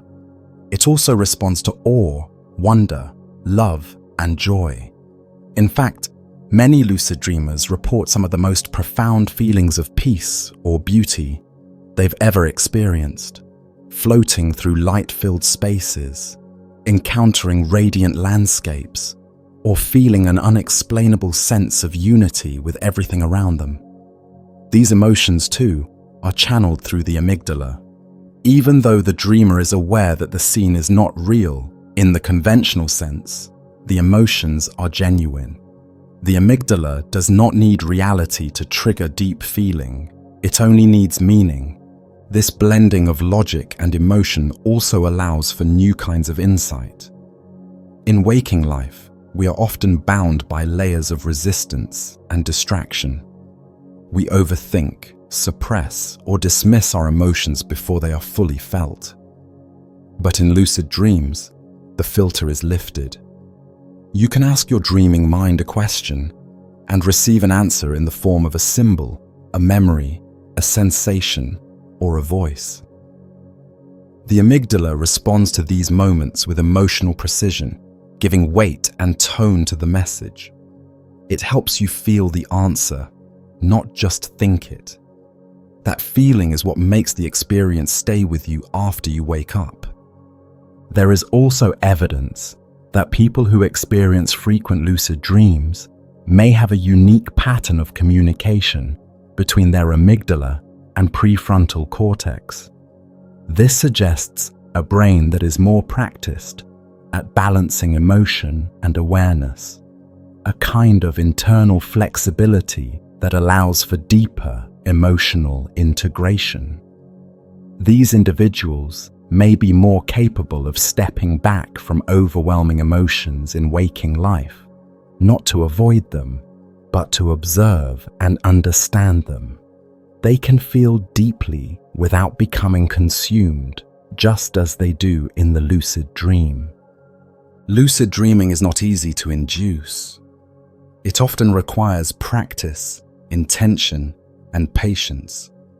But for those who are able to access it, even occasionally, it offers an extraordinary window into the emotional architecture of the brain. It reveals how the amygdala works not just as a reactive alarm system, but as a co-creator of meaningful experiences.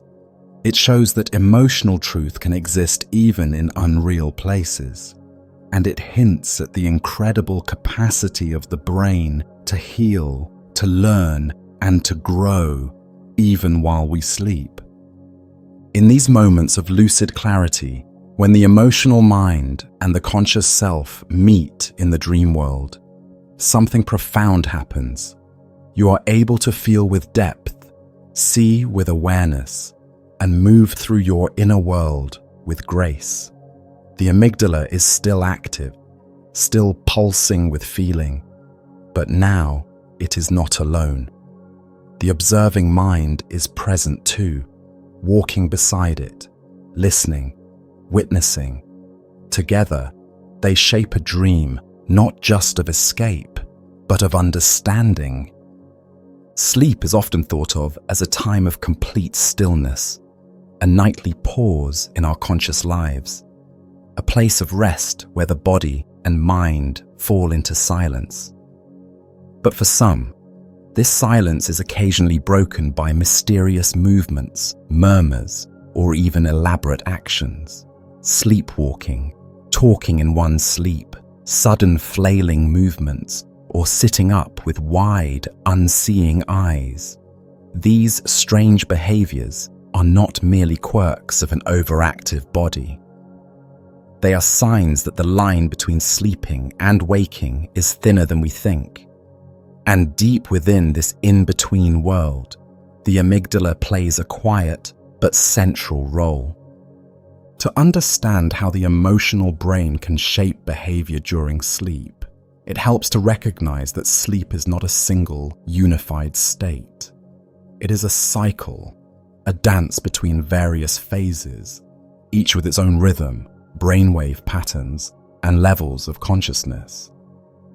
Most unusual sleep behaviors occur not during the deep tranquility of REM sleep, but during non-REM stages, especially the transition between slow-wave sleep and wakefulness. These moments are marked by partial arousal. Parts of the brain begin to wake, while others remain submerged in sleep. And it is within this liminal space that behaviors can emerge without the oversight of the conscious mind. Sleepwalking, for instance, is a type of parasomnia, a sleep disorder involving abnormal movement or behavior. During an episode, a person may get out of bed, walk around, perform simple tasks, or even leave the house, all while remaining largely unresponsive to external stimuli. Their eyes may be open, but their awareness is not fully present. They are, in a sense, caught between worlds, physically awake enough to move, but mentally still deep in sleep. And here's where the amygdala comes in. The amygdala, even in sleep, is scanning for emotional salience. It's not fully asleep itself. It's listening, watching. And during these moments of partial arousal, if the amygdala is triggered by a lingering fear, a threat felt in a dream, or even a memory echoing through the nervous system, it can send out a surge of activity. This activity may bypass the usual filters of the prefrontal cortex, which is still offline, and instead travel directly through older, more primal neural pathways. The result? A motor response. The body moves before the mind has caught up. Many sleepwalking episodes are linked to unresolved emotional stress or deep internal conflict. A child who is adjusting to a new home. An adult carrying anxiety they haven't expressed. A brain working through fear but unable to complete the emotional processing during dreams. In these cases, the emotional signal remains active in the brain, and the amygdala's vigilant presence during sleep can cause it to bubble up in physical form. The body, responding to the echo of an emotion it cannot name, moves. But not all sleep behaviors are as elaborate as walking. Some are smaller, subtler. The sudden flinch, the turning of the head, the mumbling of a few words, a cry in the middle of the night. These too often originate in the limbic system, the emotional core of the brain where the amygdala resides. When a dream becomes emotionally intense, when the sleeper feels threatened, abandoned, ashamed, or overwhelmed, the amygdala may prompt the body to react in the same way it would during waking fear. A racing heart, a tightening of the chest, a shouted name. And because the usual mechanisms that keep the body still during REM sleep can sometimes falter or momentarily disengage, these emotional surges are sometimes acted out, however briefly. One of the most compelling aspects of these behaviors is that they reveal how deeply emotion is woven into the body. We tend to think of emotions as experiences that happen to us, feelings we have, then move on from. But during sleep, we see just how physical they are. An emotional memory, even one we are not consciously aware of, can ripple through the nervous system, activating muscles, altering breath, stirring the body into action. The amygdala is not bound by your awareness of emotion. It responds to what is felt, not just to what is understood. There are also more intense sleep disorders, like REM sleep behavior disorder, in which the usual paralysis that keeps us from acting out dreams breaks down completely. In these rare cases, people may thrash, shout, or enact complex movements that mirror the contents of their dreams. And studies show that during these episodes, the amygdala is often highly active. It is responding to emotional content within the dream, triggering motor systems without the usual restraint from the rational, waking brain. This suggests that the emotional brain not only survives into sleep, it can, in some conditions, dominate the entire experience. It's also worth noting that these sleep behaviors, however strange or disruptive, are often symptoms of deeper emotional currents moving through the unconscious mind. When someone repeatedly sleepwalks, talks in their sleep, or wakes up in a panic without memory of a dream, it's not simply a medical issue. It can be a sign that the brain is working overtime to process something it hasn't had space to fully feel. The amygdala, unable to communicate directly with the waking mind, sends its signals through the body instead. It speaks in movement, sound, tension, or restlessness. And yet, these behaviors are not failures. They are part of the broader language of the emotional self. The brain is doing the best it can to move through what remains unresolved. The amygdala is not simply reacting, it's reaching. Reaching toward understanding, toward expression, toward healing. Even in confusion, even in the dark, it is trying to complete a process that the waking world may not allow time for. These nighttime expressions can also shift over time. As emotional stress is addressed, as the inner life is acknowledged and supported, many sleep disturbances begin to fade. The amygdala, no longer charged with unprocessed emotion, quiets down. Sleep deepens. The body no longer needs to speak the language of confusion or fear. Instead, it rests. And in this rest, the amygdala continues its work, not through restless movement, but through the quiet, internal transformation that defines true emotional repair. You open your eyes, slowly. Morning light filters through the curtain. The world feels quiet, untouched. And yet, before your feet touch the ground, something else stirs inside you. A mood, a weight, a sensation that doesn't belong to the present moment. Sometimes it's subtle, a vague sense of unease, a fleeting sadness. Other times it's unmistakable, a sudden heaviness in the chest, a strange joy, a tightness in the throat. And you wonder, why do I feel this way? The answer, more often than not, lies not in what's happening now, but in what happened while you were asleep. More specifically, in what your amygdala was doing while you slept. The emotional residue we carry upon waking is not an accident. It is the final echo of the night's inner work. While the conscious mind sleeps, the emotional brain continues its quiet labor, stirring memories, simulating scenarios, reheating old feelings to soften them, cooling down the ones that burn too hot. And when the night ends, not all of it is gone. Some emotions linger. They rise into waking life like steam from warm water, invisible but tangible. You feel their presence before you know their source.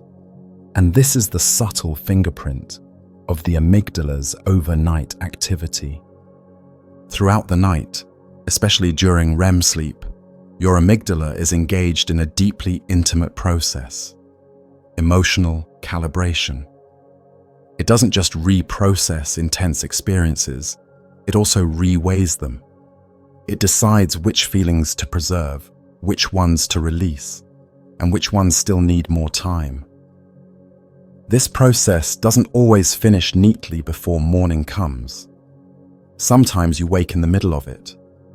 The story might be over, but the emotion remains, like the echo of a song long after the music stops. And so you wake not into a blank slate, but into an emotional atmosphere shaped by your dreams, even if you don't remember them. Imagine a night where your dreams were colored by frustration. Perhaps you kept trying to solve a problem or get somewhere and never could. You wake up feeling stuck, even though nothing in your waking life has changed. Or maybe you had a dream of reunion, of holding someone you've lost, of feeling understood. You wake up with warmth in your chest, touched by something that didn't happen, but still feels real. The amygdala doesn't distinguish between emotional truth and external fact. If the emotion was felt, it becomes part of your emotional memory, and the body carries it, even after the dream dissolves. This is why mornings can be so emotionally potent. The mind is groggy, the body is soft, and the line between sleep and wakefulness is still thin. The amygdala's signals are still passing through the nervous system, unfiltered by the logical mind. If you feel anxious in the morning without knowing why, it may be because your emotional brain has not yet been met by the reasoning mind. It hasn't had a chance to translate the emotion into a story. And sometimes there is no story, just a feeling, a leftover vibration from the night's journey. These emotional carryovers don't just affect mood, they shape perception.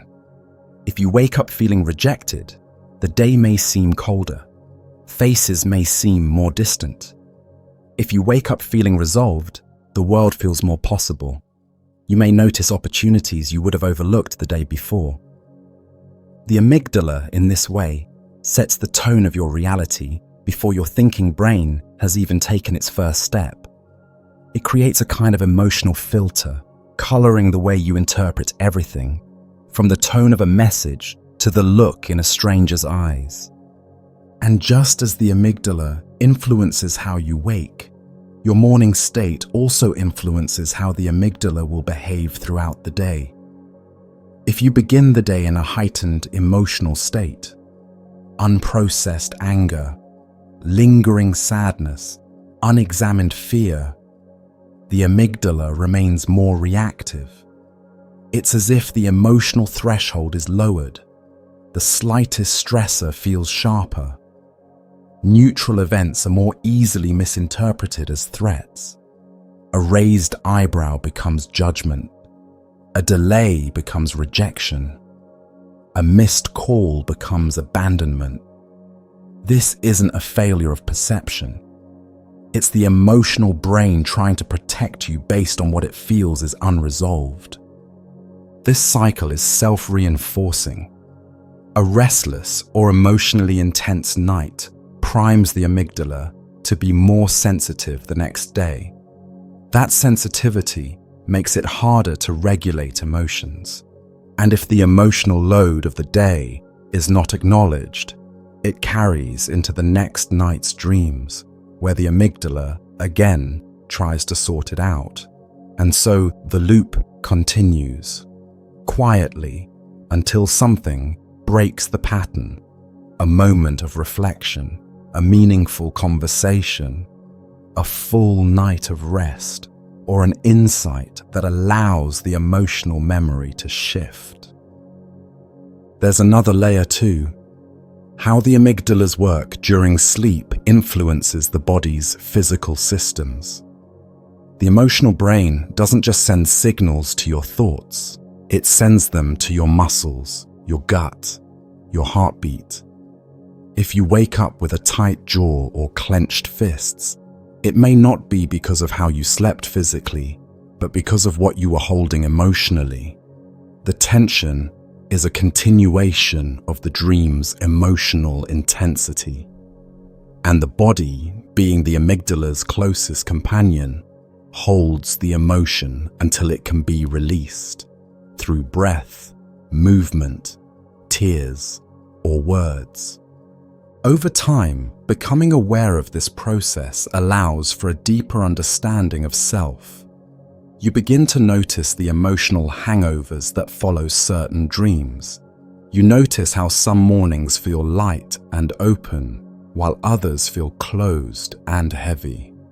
You learn to trace those feelings not just to yesterday's events, but to the unseen work of your emotional brain during the night. You might not always know what the amygdala was processing, but you can feel that it was processing. The residual emotion is not a problem to fix, it's a message to hear. And so, each morning becomes a moment of emotional re-entry. The world hasn't changed, but you have. Slightly, subtly. You are not the same person who closed their eyes the night before. The amygdala has seen something, touched something, reshaped something, and its echoes remain in your breath, your posture, the thoughts that rise first, the things you notice before anything else. The day begins not just with light, but with feeling. And in that feeling is the residue of your deeper self, still unfolding.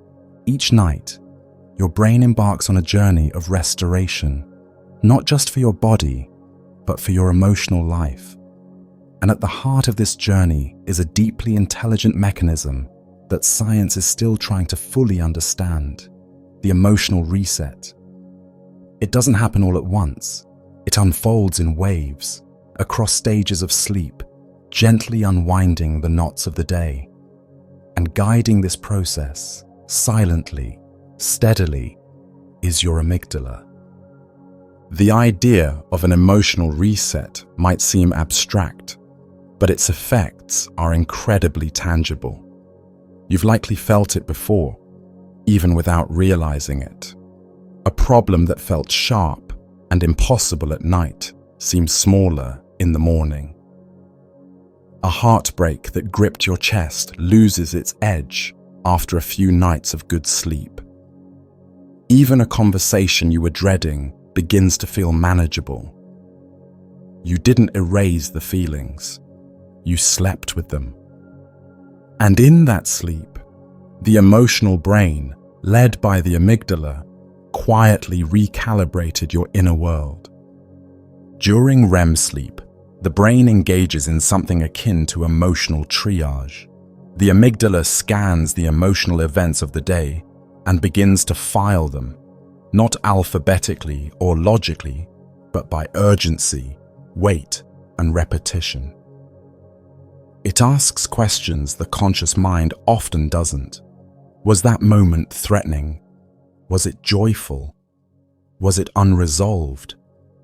And depending on the answers, the memory may be strengthened, softened, or set aside for later processing. This is not a conscious act. You don't direct it, but its effects are profound. One of the key mechanisms behind this reset is emotional depotentiation.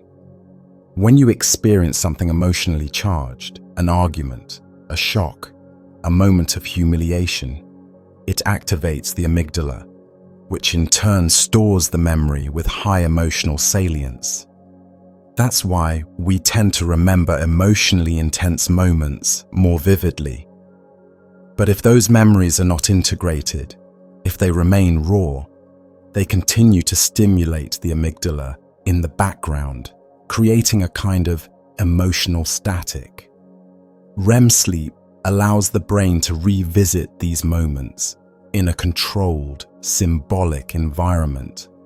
By replaying emotional content without the accompanying stress chemicals like norepinephrine, the brain can weaken the intensity of the emotional tag.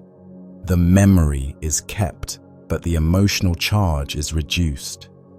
This process is essential for emotional balance. Without it, the amygdala stays on high alert. You might find yourself overreacting to small problems, misinterpreting neutral situations as hostile, or carrying a low-grade tension throughout your day. This is what happens when the emotional reset is incomplete. The nervous system becomes saturated with unresolved emotion, and the amygdala, trying to protect you, keeps scanning the environment for threats that no longer exist. The world begins to feel unsafe, not because it is, but because your emotional brain hasn't had time to recover. What's striking is how this reset often happens without your awareness.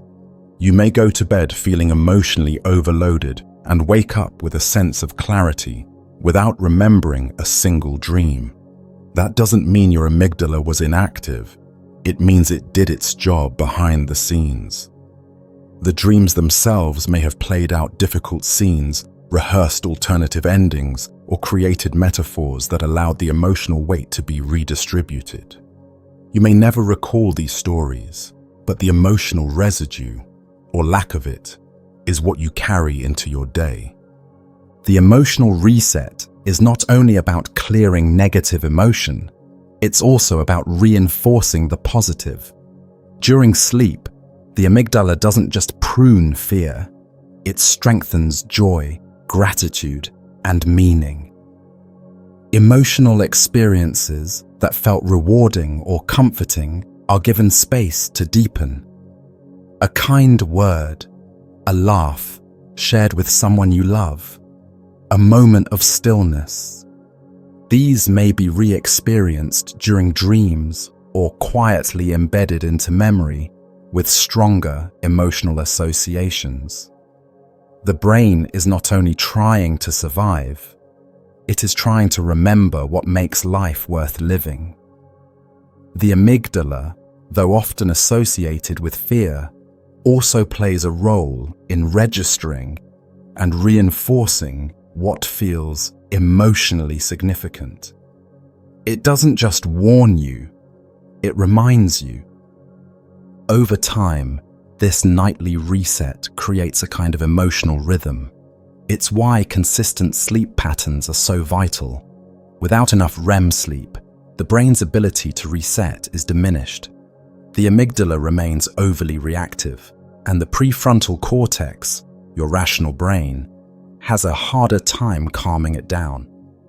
This imbalance can lead to mood instability, irritability, and difficulty focusing. It's as if the emotional dust never settles. Everything remains stirred up, and the nervous system never fully recovers. Sleep, then, is not just a health necessity, it is emotional hygiene.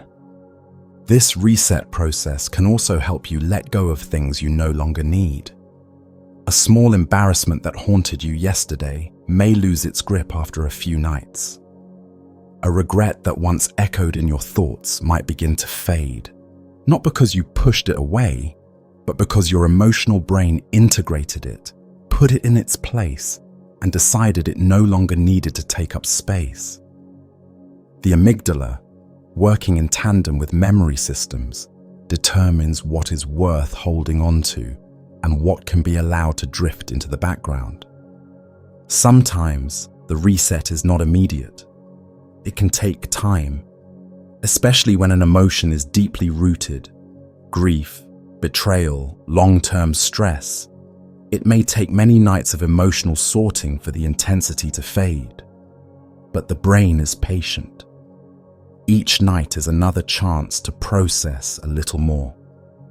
And over time, the emotional signal grows quieter. The memory remains, but the sting dulls. The amygdala, having done its work, no longer raises the alarm. What's beautiful about this process is how silent and gentle it is. There is no conscious effort, no forcing, just the natural intelligence of the brain, turning down the volume on pain, turning up the memory of joy, and helping you feel like yourself again. When you wake after a night of restorative sleep, the world feels softer, more manageable. Not because it changed, but because you did. Your emotional landscape has been tended to. The knots have loosened, and the amygdala, your quiet guardian, has reset the system so that you can meet the day with a clearer heart. Sleep is often described as nature's medicine, but what happens when that medicine is missing? When the body lies restless and the mind refuses to surrender? In a world that constantly demands more, where late-night lights outshine the stars and stress seeps into every crevice of our day, sleep is no longer a given. And the first part of the brain to feel the consequences of this loss is not the rational, calculating part. It is the amygdala, the deep, emotional center that is always listening, always alert, always working, whether you notice it or not. When you are deprived of sleep, even for a single night, something fundamental changes in the brain's emotional balance. The connection between the amygdala and the prefrontal cortex begins to fray. Normally, the prefrontal cortex acts like an emotional regulator, helping to interpret the amygdala's responses, putting things into context, and keeping you from overreacting to minor stresses. But without sleep, this regulatory system weakens. The amygdala continues to fire, but the reasoning part of your brain is less capable of telling it when it's overreacting. The result is a more reactive, more sensitive, more emotionally volatile you. Studies using brain imaging have shown that sleep-deprived individuals have as much as a 60% increase in amygdala activity when exposed to emotional stimuli. That's not a subtle shift. It's a complete amplification. A small criticism might feel like a personal attack. A delay in plans might feel like a disaster. An uncertain glance from someone might suddenly be interpreted as rejection. The world becomes louder, sharper, and harder to navigate. Not because it has changed, but because your brain's emotional interpreter has lost its filters. Over time, chronic sleep deprivation compounds this problem. The amygdala becomes more and more reactive, and the prefrontal cortex less and less effective at calming it down. This imbalance leads to a state of emotional dysregulation. You may feel on edge for no clear reason. You might notice yourself snapping at loved ones, withdrawing from social situations, or experiencing anxiety that seems to arise from nowhere. These are not failures of personality.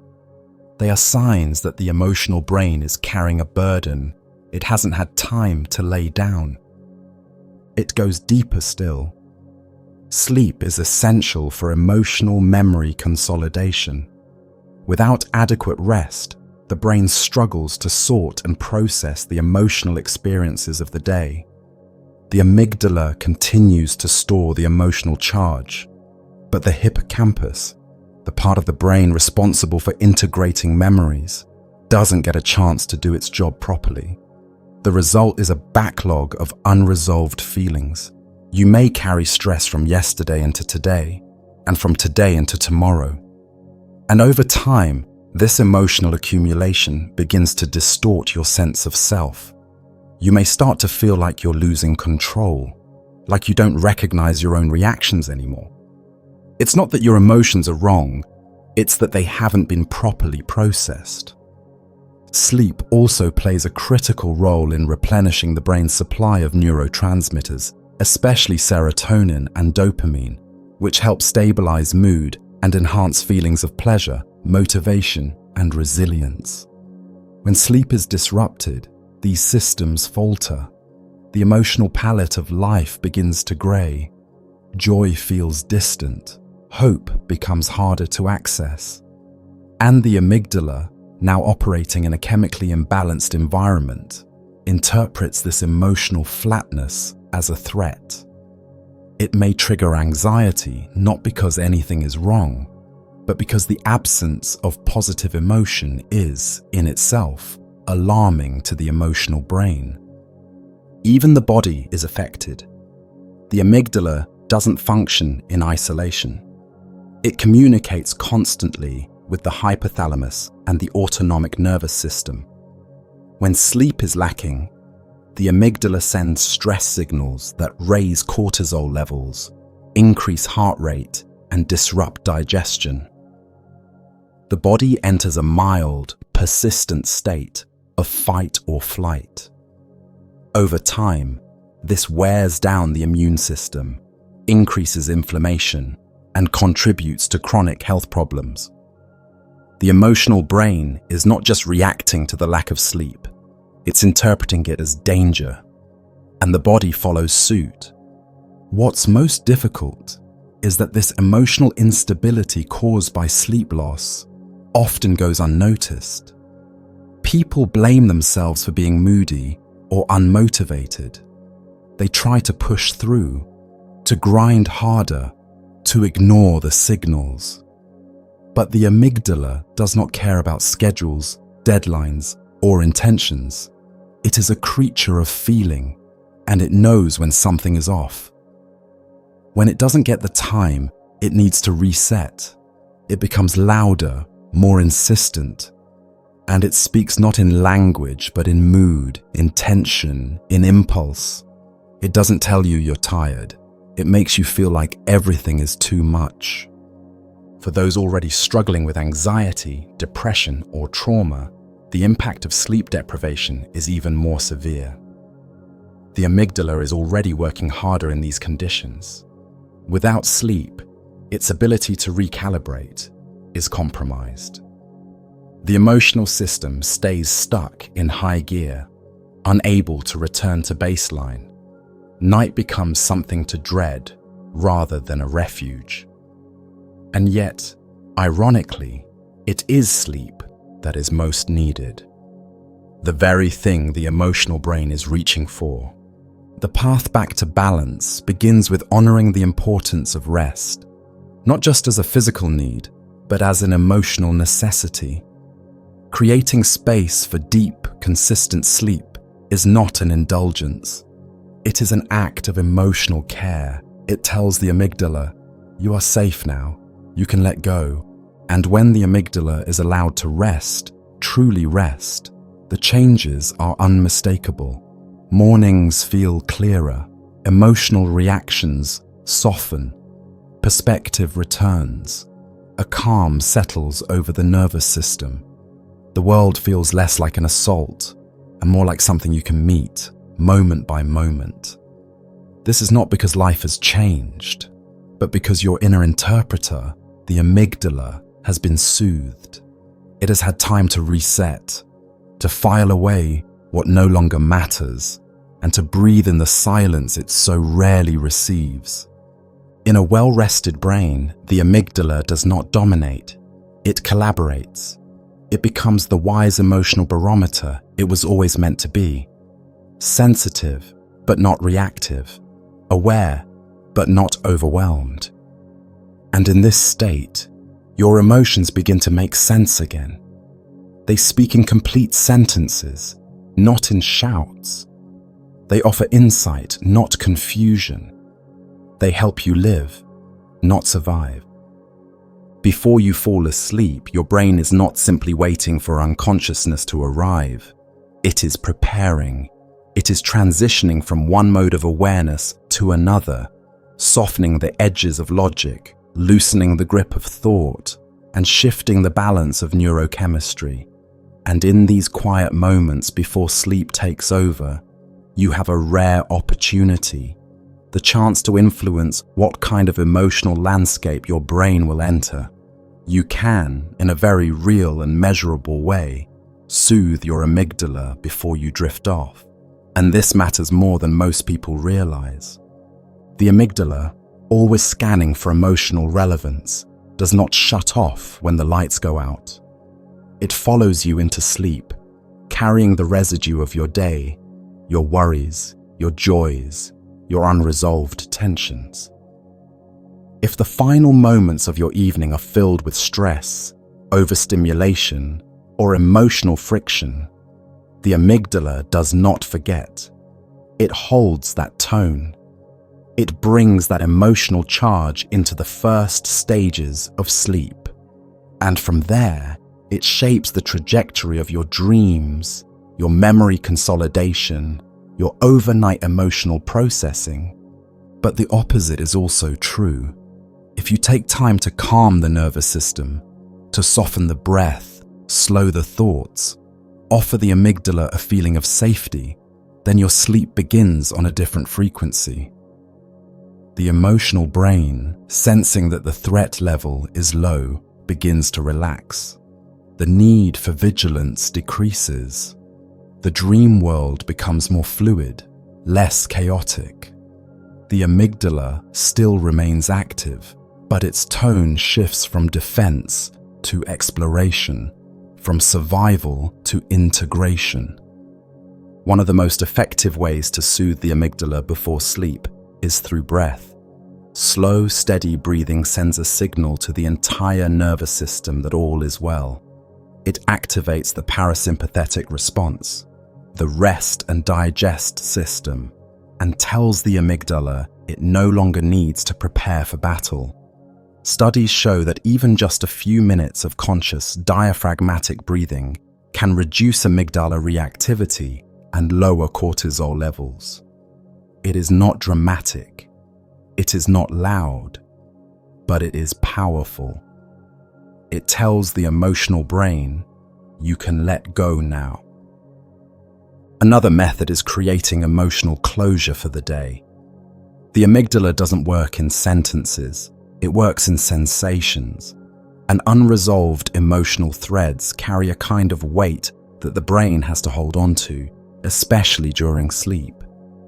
Taking a few minutes before bed to reflect on your day, not with judgment, but with gentle observation, helps signal to the amygdala that the story is complete, that nothing is left dangling, that you have looked at what needed to be looked at.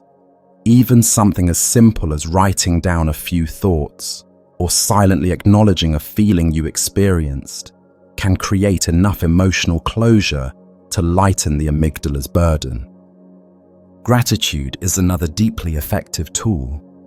Though it may seem cliché, the emotional shift that gratitude creates is neurochemically significant. When you consciously bring to mind something you are thankful for, no matter how small, it activates regions of the brain associated with safety and reward, including parts of the limbic system that interact directly with the amygdala. Gratitude sends a message. You are not in danger. You are not alone. And there is something worth holding on to.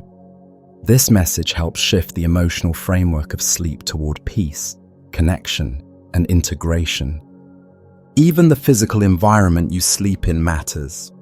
The amygdala responds to light, sound, temperature, and perceived safety. A chaotic, cluttered, or overstimulating space sends subtle signals to the emotional brain that something is out of place. A calm, clean, softly lit environment, on the other hand, tells the amygdala, this is a safe place to rest. This is a space where you can release the armor of the day. This doesn't require perfection. It requires intention. When your surroundings reflect care, your emotional brain begins to mirror that same care inwardly. Then there is the power of touch. If you are able to hold someone you love, or even feel the weight of a comforting blanket, or the gentle pressure of your own hand on your chest, it creates a feedback loop of safety. The amygdala responds instantly to physical cues of comfort. It doesn't analyze them, it simply feels them. This is why weighted blankets, soft textures, and even the rhythm of a heartbeat nearby can dramatically change how you fall asleep. These cues reduce emotional arousal. They tell the limbic system that there is no threat, that the body is held, that the moment is safe. Mindful rituals, however simple, also help set the emotional tone for sleep. Whether it's lighting a candle, listening to a calming sound, whispering a quiet prayer, or even closing your eyes for a moment of stillness. These small acts ground the mind and soothe the heart. They create continuity. They tell the amygdala, we are doing this again. This quiet thing, this thing that always ends in rest. Over time, the brain begins to associate these rituals with calmness. The amygdala begins to expect peace when it sees the signs. And when it expects peace, it allows sleep to unfold with more ease. All of these habits are not about forcing sleep. They are about preparing the emotional brain to enter it without resistance. They are not designed to control the mind, but to soften the edges of the day so that the amygdala can move from defense into surrender. And the effects are cumulative. The more often you signal safety to your emotional brain, the more it begins to trust that rest is possible. The more trust it builds, the less reactive it becomes. And over time, sleep becomes not something you have to chase, but something that arrives naturally because the amygdala no longer needs to stand guard. Even if the day has been difficult, even if fear, anger, or sorrow have followed you into the night, these practices are not about denial. They are about regulation. They are about giving the amygdala a way to release its grip on those emotions long enough to allow the deeper work of sleep to begin. Because the truth is, most of what we feel at night can't be solved before morning, but it can be carried more gently, and that is the work of the emotional brain, when we learn to meet it with kindness rather than pressure. Soothing the amygdala before sleep is not a one-time act. It is a relationship, a quiet conversation with the part of you that holds all your unspoken emotions. It is not about silence, but about safety. Not about emptiness, but about softness. It is saying to your emotional self, you've done enough today. You don't have to hold it all tonight. Let me help you let it go. And in that softness, the amygdala begins to loosen its grip. It steps back, and sleep, real sleep, begins to unfold. Waking up is often described as a transition from darkness into light, from unconsciousness into awareness, from rest into action. But this transition is far more complex and profound than it appears on the surface. Inside your brain, the amygdala, your emotional sentinel, plays a subtle yet powerful role in shaping how you emerge from sleep, how you greet the day, and how you carry the emotional threads woven during the night into waking life.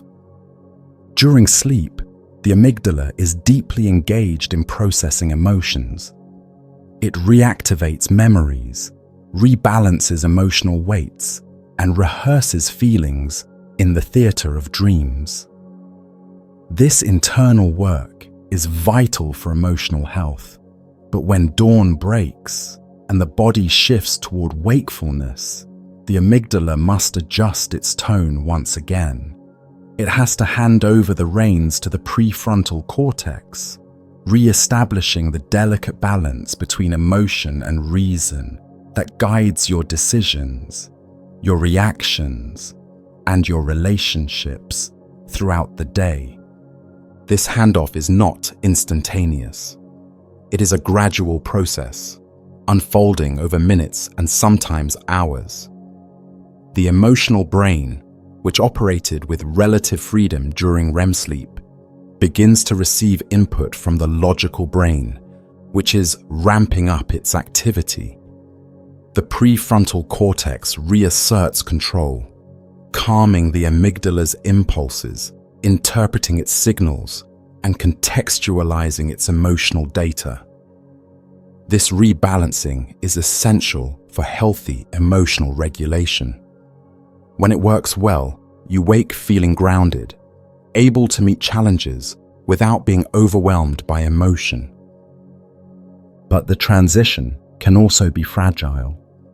If the amygdala's activity during sleep was intense, if dreams were emotionally charged or traumatic, the emotional residue may still pulse beneath the surface. You might wake feeling unsettled, anxious, or low, even if your conscious mind has no immediate reason to feel that way. This is the amygdala's lingering influence, a reminder that emotional processing is ongoing. It can take time for the prefrontal cortex to fully engage and soothe these residual feelings. Until then, the emotional landscape of your morning may feel uneven. The state of your sleep also affects this transition.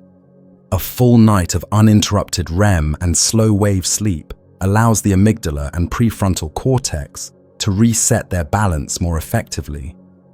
But fragmented or insufficient sleep can leave the amygdala more reactive and the prefrontal cortex less effective.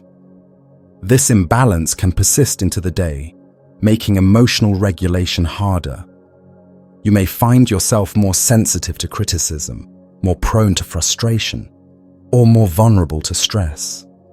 The emotional brain, still activated from the night's processing, is ready to react, sometimes before you are even fully awake. This interplay is also why morning routines matter more than we often realize. Gentle practices like mindful breathing, stretching, or quiet reflection help the prefrontal cortex come online gradually, offering the amygdala signals of safety and calm. These moments create a bridge from the deep emotional work of sleep to the rational, social world of the day. They help translate the sometimes chaotic feelings of dreams into a language your waking mind can understand. Without this bridge, the emotional residue may linger in the body and mind, coloring your day with shadows from the night. The amygdala's influence in the morning also shapes how memories formed during sleep are integrated.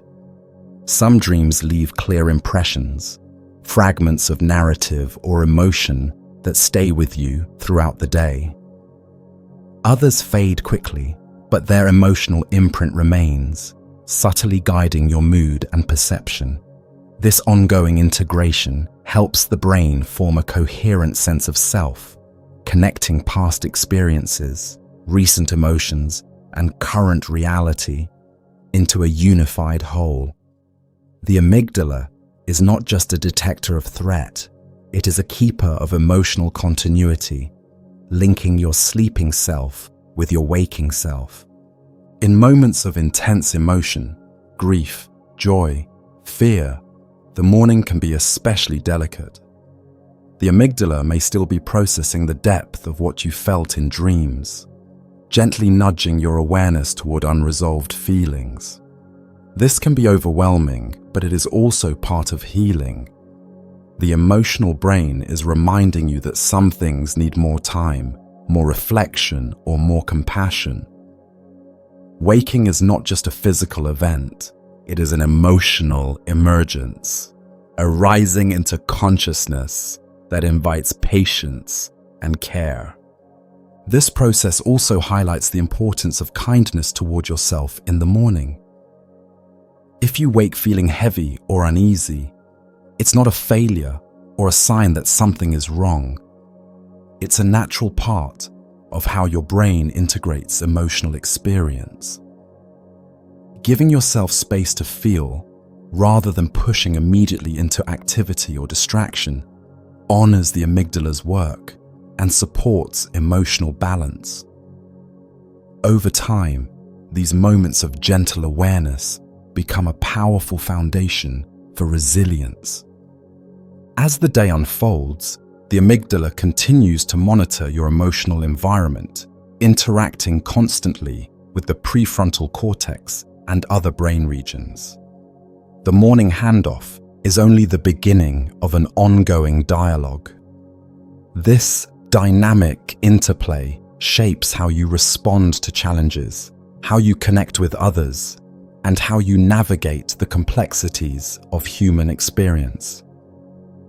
The emotional brain, though less visible, remains ever present, a subtle guide, a sentinel of feeling, a wellspring of insight. So each morning, as light fills your room and your body stretches toward wakefulness, remember that you are not just waking up physically, you are waking up emotionally, neurologically, spiritually. Your amygdala is not a shadow lurking in the back of your mind. It is a vital part of your being, carrying the echoes of the night's inner journey and helping you carry those echoes into the day. And in that gentle, ongoing transition lies the possibility of a day lived with greater awareness, compassion, and emotional wisdom. As we come to the close of this journey into the hidden world of your amygdala while you sleep, take a moment to truly appreciate the quiet brilliance of your brain's emotional architecture.